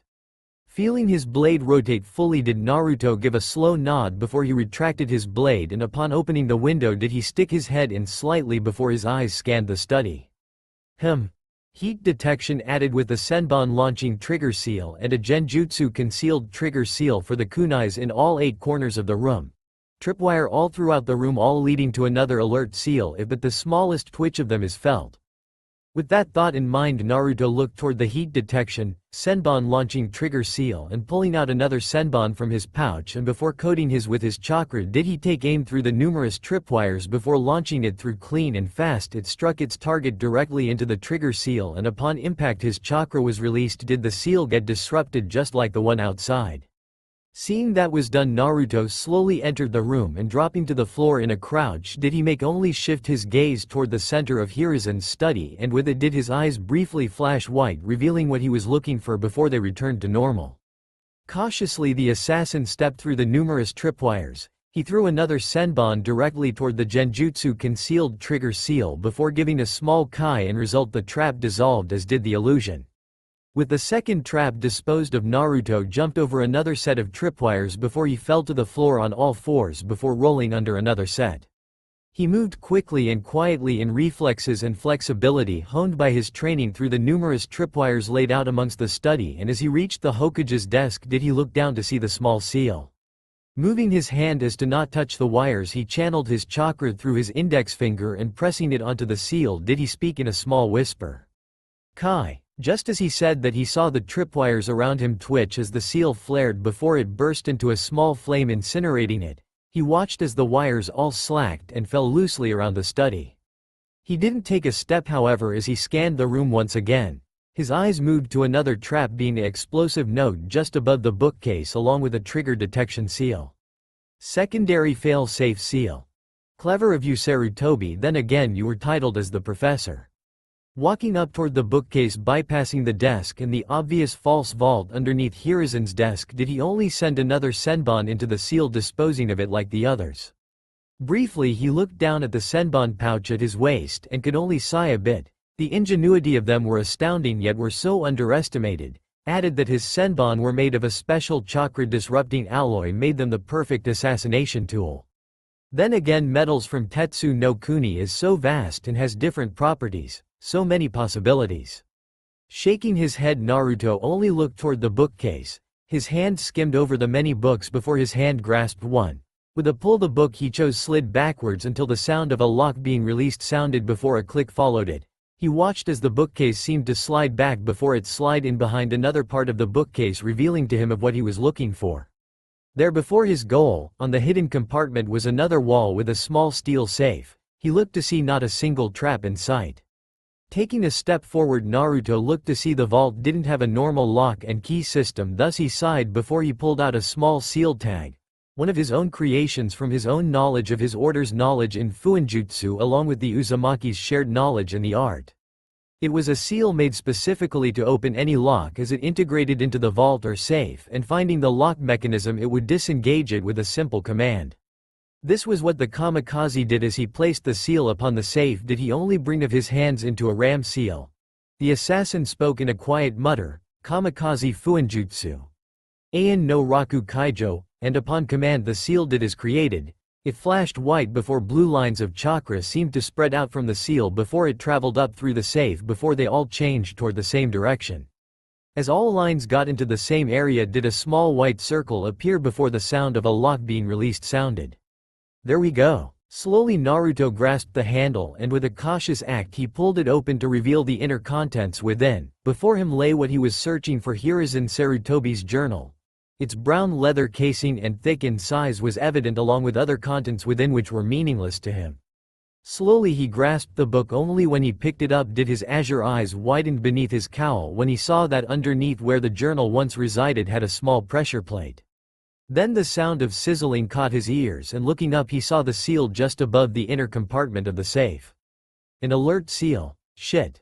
RIINNNNNGGGG. The sound of bells erupted and quickly Naruto closed the vault and pocketing the journal. Naruto didn't waste time as he just rushed out toward the window just as the doors to Hiruzen's study slammed open. Intruder. We have an intruder, shouted one of the Anbu as his fellow Anbu rushed to the white-robed assassin with their tantos drawn. Said assassin didn't waste time to even look their way and he just ran toward the window and crossing his arms over his face did he jump plowing through the window making it shattering it completely. He flew over the balcony only to roll on the ground, but he didn't stop as he took off into the forest whilst Anbu poured out of the compound and from all sides chasing him down. As Naruto raced through the forests running up a tree before jumping from tree branch to tree branch could he only curse slightly at his mistake. Damn it, it was a false timed seal, shit. However he shook his head when he heard the sound of whilst acting on reflex he ducked dodging 3 kunai aimed for his head. He glanced over his shoulder to see Anbu jumping toward him. The kamikaze could only curse before jumped from one branch before he dived off one branch dodging a swing from one tanto that would have decapitated him before he swung from branch to branch before landing on the ground before taking off once more. Kami, what is this guy? He's so fast, one Anbu muttered whilst his fellow masked shinobi could only give a subtle nod in agreement. However as they chased the intruder whom seemed like a white blur in the night did he just take a sharp turn to the right making most of them curse. Coming around the tree he turned they found nothing. What the? Where did he go? One Anbu uttered to the supposed leader. A bear-masked Anbu whom didn't give a response as he just spoke out amongst the Anbu. It matters not, spread out and find the intruder. He must not be allowed to escape and if you find him spike your chakra and we'll come to your location. Now go. He said to where the Anbu saluted. Hi. And with that they all separated jumping into all corners of the forest. But watching them however was Naruto himself from atop the trees. His azure eyes watched them separate and as such he could only shake his head before he stood up and leaning forward did he leap into the air only to dive down into a pile of tall thick grass. He waited though cause as soon as the sound of rustling came an Anbu dropped down surveying the area. The assassin watched as he strolled forth kunai in hand scanning the area around him. I know I heard something. The masked shinobi uttered before his gaze shifted toward the tall grass in front of him tensing he walked toward the bush of thick grass and just as he put his kunai in to look inside did his vision go black with the only thing he see was a glint of steel off a blade before which pain enveloped his neck before his world went dark. The now dead Anbu didn't fall as Naruto slowly coming out of the grass retracted his blood-coated hidden blade back into its compartment before he placed the dead Anbu into the grass. Quickly he leapt into the forest and jumping through a few more branches did he stop channeling chakra just by the soles of his feet to silence his landing. He looked down to see another Anbu just below him searching through the forests. He thrust out his hidden blade whilst giving a sigh. I really should have been more careful. With that thought kamikaze Naruto struck ending the life of yet another Anbu before he raced out from the forests avoiding the other Anbu best he could. He had to leave, to get out as fast as possible. No need to kill anymore with his task complete. Jumping from tree top to tree top did Naruto land on one more before he gave one last glance toward the Sarutobi clan compound before he jumped through the air and hitting the ground did he take off leaving behind Anbu who would later give up on chasing him. His task was complete. Hai no Kuni hidden cave. Naruto kamikaze could only sigh as he walked toward his room within the cave of his order and clan's last safe haven. His steps echoed within the cave reminding him of the lonely atmosphere that was evident within his home. His robes ripped in a few places and low in stock of his senbon needles. He briefly thrusted out his hidden blade only to see the blood coating the steel blade. He shook his head before retracting the blade back. He looked up and only when he entered his study did he only take a seat at his desk. His room wasn't normal by any means. There wasn't anything to show that he was a child, for it looked to be the room of an adult. 2 bookcases were against a portion of his room, while there was also a twin-size bed in the far corner of his room with a wood nightstand with only a small candle-lit lantern atop it. His wooden desk wasn't big or small, for it was the perfect size for him, and it was here that Naruto sighed before he pulled out the one thing he had risked his entire identity on. Sarutobi Hiruzen's journal of his time as the Sandaime Hokage. To tell the truth, this was something he'd been wishing to find so he could ascertain the man's motives. Not for a second did he trust him, especially involving Naruto. Now he's got that object he was looking for and he'd be damned to abandon it. Plus it was the only possible link to him on finding a trail on the Templars, not to mention on finding the information for Mikoto. Dropping the thick journal on his desk, did Naruto pull his white cowl back before he rolled his neck from side to side, popping the creaks within. Then, giving yet another sigh, Naruto grabbed the journal and opened it to the last few pages to the newest entry. With that, he only had one thought as he lit up his candle lantern among his desk. Now let's see what we have here. Year 0374 AS. September 26th. It has been 7 years since the Kyuubi's attack, and still to this day I mourn the lives of those that fell in the defense of our great villager and the death of my beloved wife Bawako. Today has been rather crazy today. Once more the civilian council has been making these meaningless demands for more advancement in their businesses. Once again they undermine or choose to forget I am their Hokage and my word is law in this village. Yet they always find time to complain about Uzumaki's existence within the village. Can they not understand the importance of why she must stay alive? Of course not. They're blind, ignorant fools who can only sulk in their prejudice and hatred for a child and not see the potential, the limitless power this child could possess. The child born from Uzumaki Kushina and our late beloved Yondaime Hokage Namikaze Minato. A child with such a heritage is bound for great power, and add in the Kyuubi a stroke of luck and we had Konoha's weapon to shift the power balance in our favor. Yet this child has been disturbingly enough not making any friends besides that one boy, Naruto. I'll admit the child is a mystery. I try to send my Anbu to tail him, to find where he lives, only to never get anything. It disturbs me that Uzumaki has been friends with that boy and none of the Konoha natives, and it worries me where her loyalties lay with. I've taken measures, yes, but it never seems to work, for she seems to be so infatuated with that boy she never wants to be with anyone else. It worries me beyond reason. Maybe I need to have the boy killed. On a mission in the future. Yes, that could work, and maybe then Naruto in her depression would become friends with the others, possibly become to like some of the boys. This may seem harsh, I'll admit, but it's for the better if she stays in Konoha. It's for the betterment of both Konoha and humanity. At this Naruto only narrowed his eyes whilst he had slammed his boiling anger down. He felt as if he'd heard that phrase before. He flipped to the next page and began to read its context. Year 0374 AS. September 30th. Today was once again difficult. I sometimes question why I wanted this job, only to be reminded of why I do every day. At the council meeting, Sume had once again expressed her anger on that boy Naruto for hurting her son Kiba at the academy. I don't think I've ever seen the woman become so angry before as today. Reports detailed the boy acted in self-defense of himself and for Uzumaki, yet the woman can't see that. Amusing, but not the reason of why I write today. For now I can only express my hatred for that vigilante. Once again his deeds have begun to affect my plans. Killing the matron at the orphanage was only one of the many this mystery person has killed, yet all of them had been my most trusted officials in keeping that Uzumaki in line to assure her loyalty to Konoha was absolute. Yet now I find this person murdering each of them, and because they're related to that Jinchuriki. I didn't know what the killings were for until I looked up on the victim's profile, each of them having a link to Uzumaki, and it made some sense to me.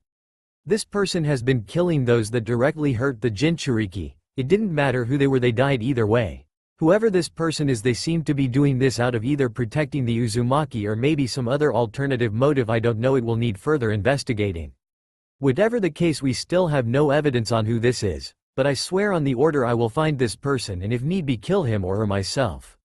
The order? Naruto spoke as he repressed his growing anger once again at how blatant Hiruzen's true self was being revealed to him. Year 0374 AS. October 2nd. The meeting with Itachi had gone according to plan. The boy has become a useful tool for us to infiltrate the Uchiha clan and learn of their secret. I'm not at all surprised that they are mostly angry at being excommunicated from the village. But for that fool Fugaku to actually think he can take over my village with his measly numbers? The fool was always an arrogant Uchiha believer even in his days as a child, but nonetheless he and his clan will end soon. Today Itachi came to report to us his findings, and as such me and my old teammates Kaharu, Homura and Danzo discussed what to do with the current news we have. The plan was to have the Uchiha clan slaughtered by all means, to the last man, woman and child, to have none be spared. That is until we took into account of young Sasuke, a future aspect, to have the heir of the clan, to have the loyalty of Konoha integrated into the boy so he could produce a second Uchiha clan, only this one to serve for the sole benefit of all of Konohagakure. I didn't tell Itachi this, however. I know the boy loves his brother more so than anything else, and it would only cause distress if the teen learned of this. It was decided that Itachi could at least spare Sasuke, the teen's only wish, Itachi had said, and we agreed only if he were to kill the rest of the clan. He had agreed like we expected. Loyal to end, he is. I'll give Itachi that, to slaughter his entire family to protect Konoha, the perfect example of a shinobi. What we're doing is harsh, I'll admit it, but it must be done so all of Konoha and that of humanity can strive without the corruption of a few arrogant fools like the Uchiha. Itachi will begin the liquidation tomorrow at night when the clan is asleep. I can only hope the Father of Understanding can guide me and my fellow Templars through these dark times. May the Father of Understanding guide us. Slowly Naruto closed the journal as he read the latest entry, and if one could see Naruto's face you could only describe it to be void. Nothing could be seen, nothing, not even the slightest twitch. Yet his eyes were the epitome of stoic. Cold, frigid azure orbs seemed to glow in the little light. Ruthless, unforgiving and merciless was all that could be seen in his impassive orbs of liquid sapphire. Hiruzen is a Templar, and so are these people called Kaharu, Homura and Danzo. You four are my primary targets. I swear to the Creator to kill you four and those that follow you, but first, I gotta go help Makoto-san. With that train of thought, Naruto only closed his eyes before pulling up his white cowl up once again. Standing up, the young kamikaze didn't even twitch as his body started to strangely evaporate in a deep swirl of wind, which soon became a high gust of wind that escaped the cave of his home. Same time, Uchiha compound. The once great and revered Uchiha clan compounded that housed the clansmen that bore the legendary Sharingan Dujutsu bloodline was now in a state that of which one could only simply call a ghost town. It was quiet, silent as the night itself. The streets and walls, however, showed the numerous bloodstains, partly destroyed residences and the countless dead bodies strewn about in a display one could only describe as a picture of hell itself. It didn't matter who they were. Men, women and even small children lay about the compound with wounds from either a sword, impaled by kunai or shuriken, or incinerated by a kaiden jutsu. Others looked to have been broken necks or shattered spines. Truly it looked to be like some sort of war machine came through, killing everything in its path. However, throughout the compound, a gust of wind blew through the entrance, blowing in all directions, giving the vibe of a chilly atmosphere of the dead Uchiha clansmen. Uchiha Makoto, age 30, was a woman known for her beauty, grace and elegance on and off the battlefield. In the sea of battle she was known to have been one of the most deadly kunoichi of her generation. She was also known as the envy of many women, to have the beauty few could only fathom. Makoto was a woman of extreme skill, of that no one could doubt, but over the years of being a mother to two and being suspended from shinobi duty by Fugaku's order, her skills had dulled over the years. Nonetheless, it didn't make her any less fearful, and those that knew of her reputation steered from her way, especially when she was angry. Makoto had long ago been stuck up when she was younger, but gaining friendship in Uzumaki Kushina and through the fires of the Third Shinobi War, her attitude drastically did a flip. Her senses honed to exceptional levels. Fears she had were long ago destroyed when in the field against hundreds to thousands of shinobi. Now Makoto wasn't one to be shocked or surprised, not all that much anyway. She'd been rather surprised at how well her firstborn had grew in skill as a shinobi at such a rapid pace. Then again, being trained like he was by Fugaku, it wasn't a surprise. However, as the sound of steel met steel, could Makoto only stare at her said firstborn Uchiha Itachi with narrowed eyes that which hid the hurt or betrayal in her orbs. She raised her tanto in time to block Itachi's attack before she kicked him in the abdomen, making him skid back a few feet amongst the rubble that was once their home. At their feet was the body of Uchiha Fugaku, but it was that the man tried to pull a stunt of which was both cowardly and pathetic, for he put a knife to Makoto's neck in an effort to slow Itachi down. Too bad he never thought that Makoto would have kicked the knife out of his hand before killing him herself, in both a display that surprised the usually monotone Itachi and a brutal display of snapping the man's neck before he could have uttered a sound. Now the two Uchiha were fighting, one for Konoha and another for her life. Makoto held her tanto firm in her hands as she stared at her son whilst she tried to sum up the reason or why Itachi had attacked and slaughtered most of the clan.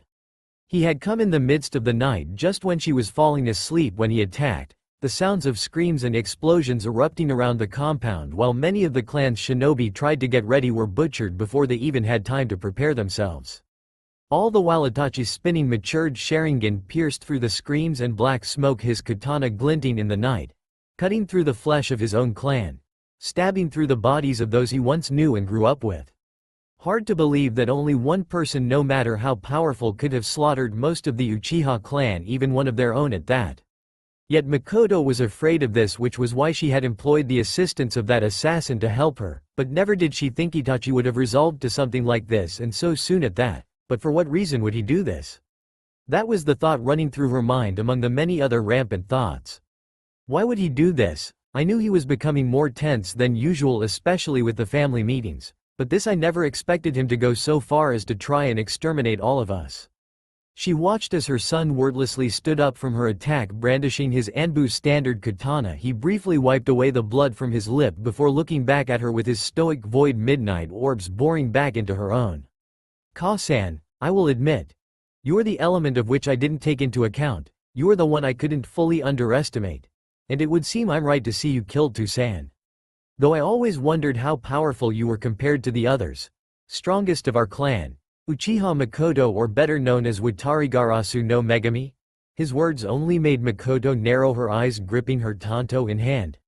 I abandoned that name long ago when I became a mother to two. Besides, it's a title given only to bolster the Uchiha clan's ego, all the more in those days. It's not something I'm proud to be called, she said, only to get a small glaze of curiosity to appear in Itachi's eyes. Still he held katana in hand, as did she, preparing for the next strike. But why? You were heralded as the greatest among us. I always asked myself why you didn't continue your career as a shinobi and stayed as a mother. Why be a wife to that fool of a man dead on the ground clearly you held no love for? But the question is why, Ka-san? He asked, only for Makoto to close her eyes for just a moment before she sighed. I could ask you the same question, Itachi. Why would you go so far to exterminate the clan? What reason, what goal do you hope to achieve by doing something like this? Answer me this one question, my son. What did you hope to gain by butchering everyone within the clan, even the children? Innocent children, Itachi? For what reason would you do this, committing this act of genocide? She said, opening her eyes to reveal her own matured Sharingan glaring dangerously into her son's black orbs, which flickered to his own matured Sharingan. Simple, to test my limits, Ka-san.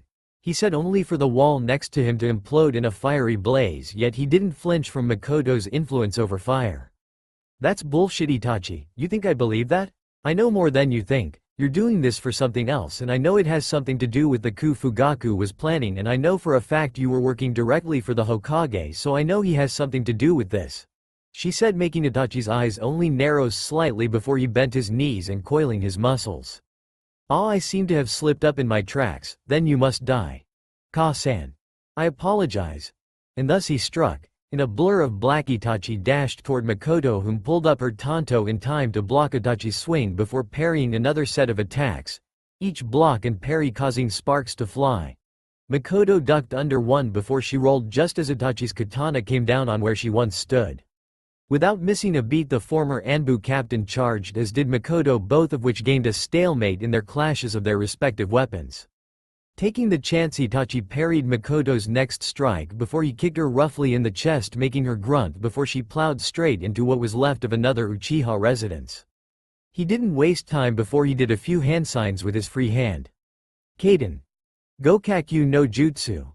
His chest swelled before he exhaled, and out came was a giant ball of fire heading straight toward where Makoto crashed, Said woman only looked up at the massive ball of flame before she and the residence was enveloped by the Kaiden jutsu before it exploded at fire, smoke and debris. However, Itachi only narrowed his eyes before he brought up his katana in time to block a swing from another Makoto. Substitution jutsu. Basics are the most deadly after all, she said before she spun around before cutting deep through Itachi's chest armor.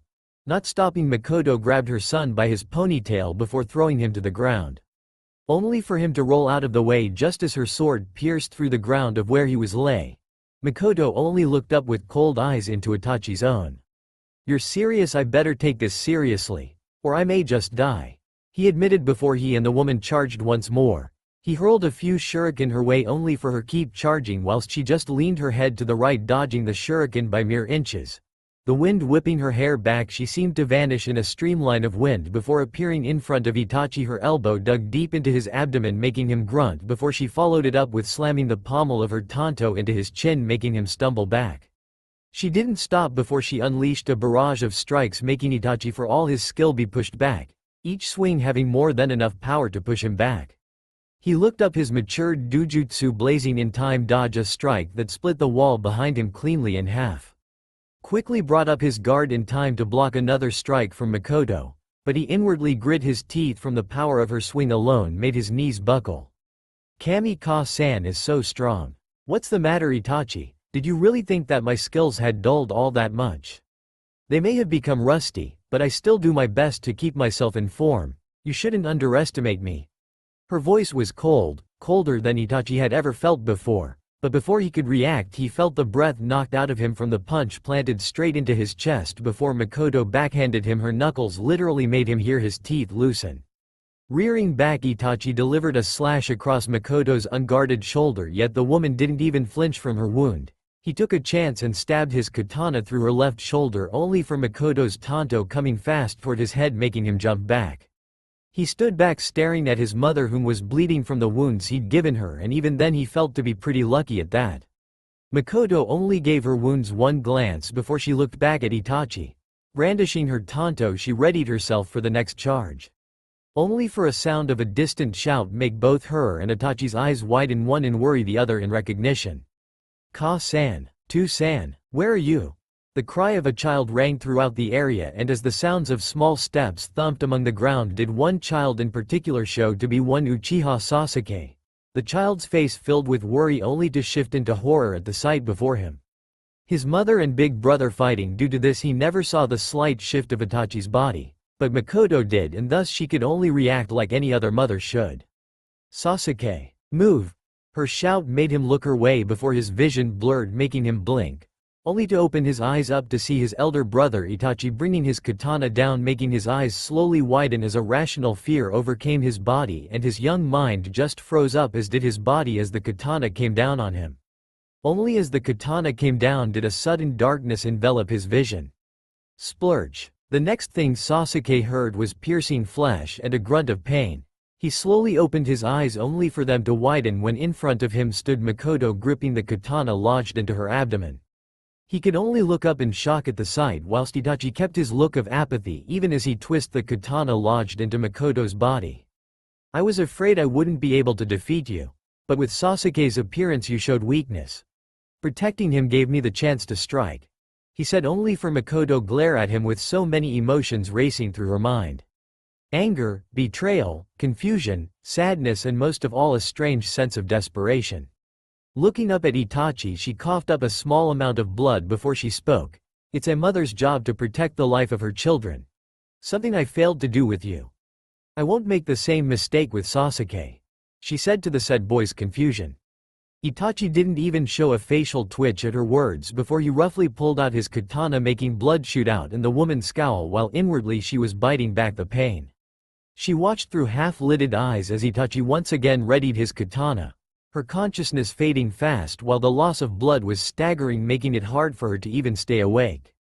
Stay awake, Makoto. Don't you dare fall when Sasuke is in danger. Damn it. I should have trained myself more. What can I do? My arms are becoming numb and my whole body feels ready to collapse from straining it too much and just keeping Itachi at bay. With those fleeting thoughts, Makoto could only do one thing. As the katana came down, could she only close her eyes. I should have contacted Kyoko sooner. And maybe we could have avoided this. Maybe then Assassin-kun would have gotten the evidence sooner. Great. I'm losing my strength. Shit. However, what Makoto, Sasuke or even Itachi failed to see was that the wind around them was becoming faster and stronger, some picking up debris into the air, but that didn't seem to deter Itachi in mid-swing. None saw the clouds above them churn and how the patterns of the wind was moving in one direction. Directly toward them. Clang. Itachi's eyes widened, not because his katana was stopped, no. Not because the wind around them suddenly just stopped, no. It was because a person garbed in white robes had just formed practically and literally out of thin air, right before his very eyes, and not only that, but said person, who he could only see was younger than himself, had stopped his attack with his right forearm. He watched as the robed stranger didn't look his way, with his head held down, shadowing his face entirely, but his body was coiled, with every inch of his body ready for the slightest twitch of attack. Makoto, though, when she didn't feel the katana pierce through her body and the sound of steel meeting steel, opened her eyes only for them widened through her blurry vision when she saw a familiar color of white and black flood her vision. Slowly she looked up to see something that made a brief expression of confusion to form in her eyes. Assassin-kun? She stuttered, her words making a look of confusion spread across Sasuke's face, whilst Itachi looked down at the stranger with look that showed he was equally perplexed. That is until Itachi's katana pushed back before his eyes widened when he saw the stranger rear back right hand before a glint of steel shined in view. Reacting, he jumped back only for a light cut to appear on his cheek. He looked up to see the stranger's forearm to show a thin blade leaking a small amount of his own blood. That is until he saw the blood already among the person's forearm and wrist, from who he didn't know because he didn't have time to think, for the person dashed toward him in speeds that he had a hard to perceive even with his Sharingan activated. He ducked his head when the robed assassin thrust his hidden blade to his head, only for him to receive a haymaker from the stranger's free arm, making him grunt as he flipped in midair from just the force of the attack before he flew straight into a wall, making it collapse upon impact. The robed kamikaze, however, didn't say as much of a word when a small puff of smoke came from the rubble before he leaned back, dodging a swing from his left. Shifting his body, the kamikaze redirected Itachi's katana only to swing his hidden blade down, cutting straight through his armor like butter. Raising his free hand, he caught Itachi's fist with his free hand before gave a rough headbutt to the Uchiha, and following it up he kneed the former Anbu into the abdomen, making him gasp slightly. Taking a few steps back, Itachi looked up in confusion before he spoke. Who are you, stranger-san? He asked, perplexed at this strange yet obviously skilled warrior. He watched, however, as the person just bent his knees and readied himself. His voice spoke out in a cold, stoic tone. I am no one. That is all you need to know, mole for the Saru cage. His words right then made Itachi's eyes widen further before he just gripped his blood-stained katana. Crouching down, he narrowed his eyes into a glare. His cold, stoic Sharingan orbs bore back into the dark, shadowed gaze of this mysterious warrior before him. I see. Then none shall mourn your loss, die. And with that Itachi sprung. He seemed to just vanish before Sasuke's eyes, but as he just appeared in front of the robed kamikaze while already in mid-swing, could he only watch when the assassin just took a step to the right, dodging his attack before he gripped his wrist in a surprisingly tight grip. Naruto didn't say as much as word when he quickly brought his other hand upwards on Itachi's unprotected arm upon his elbow with speed and precision gained from only the training he'd undergone. With a snap, his fist hit Itachi's elbow, making his arm bend the wrong way while the sound of cracked bones rang out. His intention, however, went true as Itachi grit his teeth while his katana fell loosely from his hand, making Naruto just kick it away before gave a spin kick to Itachi's chest, making the teen skid back a few feet, now holding his broken arm in the process. Itachi Uchiha could only stare in confusion at the strange robed person at whom her mother had called assassin, while he tried to hold down the pain from not just his broken arm, but all of his body. Just who was this mysterious person, and why did he find him so familiar? However, when he looked up in the sky, he mentally cursed. Shit, I'm out of time. The Anbu will be here soon, just as Hokage-sama planned. I gotta get out of here. And I can't fight in this condition. So killing Ka-san is out of the question. Besides, she'll die of blood loss, and I did pierce her liver, so she's done for. I've done my duty. Though I couldn't get to Sasuke. Damn it. Giving one more glance to the stoic and unresponsive robed stranger, Itachi just sighed before he pulled out a smoke bomb before he threw it to the ground. He used the chance to escape, leaving behind the carnage of his once great clan in his wake, but his thoughts on one robed stranger were still on his mind. Naruto, seeing he was gone, turned around and walked towards Sasuke and Makoto, not even sparing the scared boy's form. He crouched down at Makoto's down form. He raised his hand before it glowed green. He closed his eyes whilst he let his hand hover of each of Makoto's injuries. Injury to her right shoulder on down to part of her chest. Puncture wound to her left shoulder, easily healable. But the liver. He thought on this before he just looked towards Sasuke for only a moment, that is until he spoke with a tone that made the young Uchiha tense up. Uchiha Sasuke. I am sorry that I couldn't come here in time to have stopped this. But your mother is dying. But I can save her. You must allow me to take her away from here to do so. If I do this, I can promise you'll see her again, but if I don't, she will die here on the ground. His words made the young Sasuke freeze up, and yet he couldn't make words as he trembled at the mere notion of his mother dying right here in front of. Also felt wary of this person, but his mother seemed to know him, so he couldn't truly decide that is until he saw Makoto's bleeding form before him. Yes. Please save Ka-san. Do whatever it takes, just please save the last part of my family I have left. He shouted to where the assassin could only shift his head. He gave a solemn nod before he gently picked up Makoto's body in a bridal carry. Making sure she was shifted correctly, he looked back at the boy and spoke, "Good, I guarantee by the end of tomorrow you will see her again. Till then, Sasuke, don't speak of my existence to anyone or of what happened to your mother, not even to the Hokage. Understand?" he said in a tone one could only think of a commander giving an order, and Sasuke chose to follow it, if the slight freezing of his body or the hairs of his neck standing up. "You understood. And thank you," he said, where the kamikaze only gave a short nod. "Good. Goodbye for now, Uchiha Sasuke. And remember, don't speak to the Hokage or any of his Anbu about this. Keep it to yourself for now." With that, Naruto along with the injured Makoto evaporated into wind, which seemed to blow off into the world, and watching the scene, Sasuke felt the exhaustion of the events hit him with full force, making him fall to the ground just in time for Anbu to start swarming the area. But he had one thought before he drifted away into the land of unconsciousness. "Why did you do it, Itachi? And that guy who protected me and Ka-san, who is he? I just hope he can save her life." If only the boy knew this event would change his life forever. Hai no Kuni hidden cave. Within one of the many rooms mined out of the cave, Naruto, holding Makoto in his arms, walked directly over to a bed within the room he was in. It was more like a chamber, whilst the bed seemed strange in structure, for it resembled something like a hospital bed. But a small oval glass was over it, while strangely ancient a giant seal was all around it with runes and seal markings all directed toward the bed itself. Carefully Naruto placed Makoto on it, and just before he released her did he feel his hand be grasped. Looking down, he saw that Makoto was holding his hand in her own while her eyes were opened weakly. Assassin-kun. What's going on? Where am I? She asked, only for the young kamikaze to gently grasp her hand before laying it down on the bed. He just offered a small smile of what was revealed of his lower face before he spoke one thing that brought the greatest relief to Makoto. "Saving your life.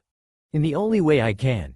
He watched her give a smile, though she didn't know what he meant by what he said. He was at least gonna try and save her life, and if it meant doing whatever it took, then she would take it. Closing her eyes, she could only utter 2 words before she let unconsciousness settle in. "Thank you." With that, Naruto quickly grabbed the usual machinery one would see in a hospital, only with them powered by seals holding electricity in them kept them in power. He hooked up Makoto before he pulled out a small needle and syringe. He didn't waste time as he stabbed his arm with it before he slowly pulled out a tube of his own blood. Pulling out the needle, he glanced at the tube of blood before he sighed, knowing what he was about to do would be both risky and taboo amongst his clan unless in dire circumstances. "I just hope you can forgive me, Kyoko, and you as well, Makoto, but it's the only way to save your life." With that last thought, Naruto grabbed a fresh needle before he gently pressed it into Makoto's artery vein, and with a press he inserted his own blood through and into Makoto's vein. Doing so, he pulled the needle out before he wiped the excess blood away. He then looked toward Makoto's wound in her abdomen, and seeing it already closing up by itself, he nodded before he grabbed 3 rolls of gauze and some medicinal herbs. He crushed up the herbs into a green-yellowish paste before he took it and used it on Makoto's wounds. Tearing part of her shirt, he placed the paste upon the wounds on her shoulders before placing the rest of it on her wound in the abdomen area. Then he quickly wrapped her wounds up in the gauze, after which he placed a small blanket over her form. Those survival lessons San taught me really paid off. Making sure Makoto was fixed up, Naruto stood up, and before he placed a hand on Makoto's head, channeling his chakra, his hand glowed blue before it shifted to a shade of green. He watched as Makoto's face, once an expression of pain, now slowly formed into one of content as her fever was dropping rapidly. He looked toward the monitors for a moment and seeing her heartbeat pace balancing out and her blood pressure going to a normal pace. Sighing, Naruto looked down at the now sleeping woman. "You're safe now, Makoto-san. Only I wonder how you'll react when you find out the price to be paid. Forgive me, mother and father," he said wistfully before he turned away and strolled toward his own room with only one thought in his mind as he shut the door to the room Makoto resided in. "Time to find out the rest of your secrets, Hiruzen, and see what else you've done in the name of your Templar order." That's all for now. If you enjoyed, then please like, share and do comments.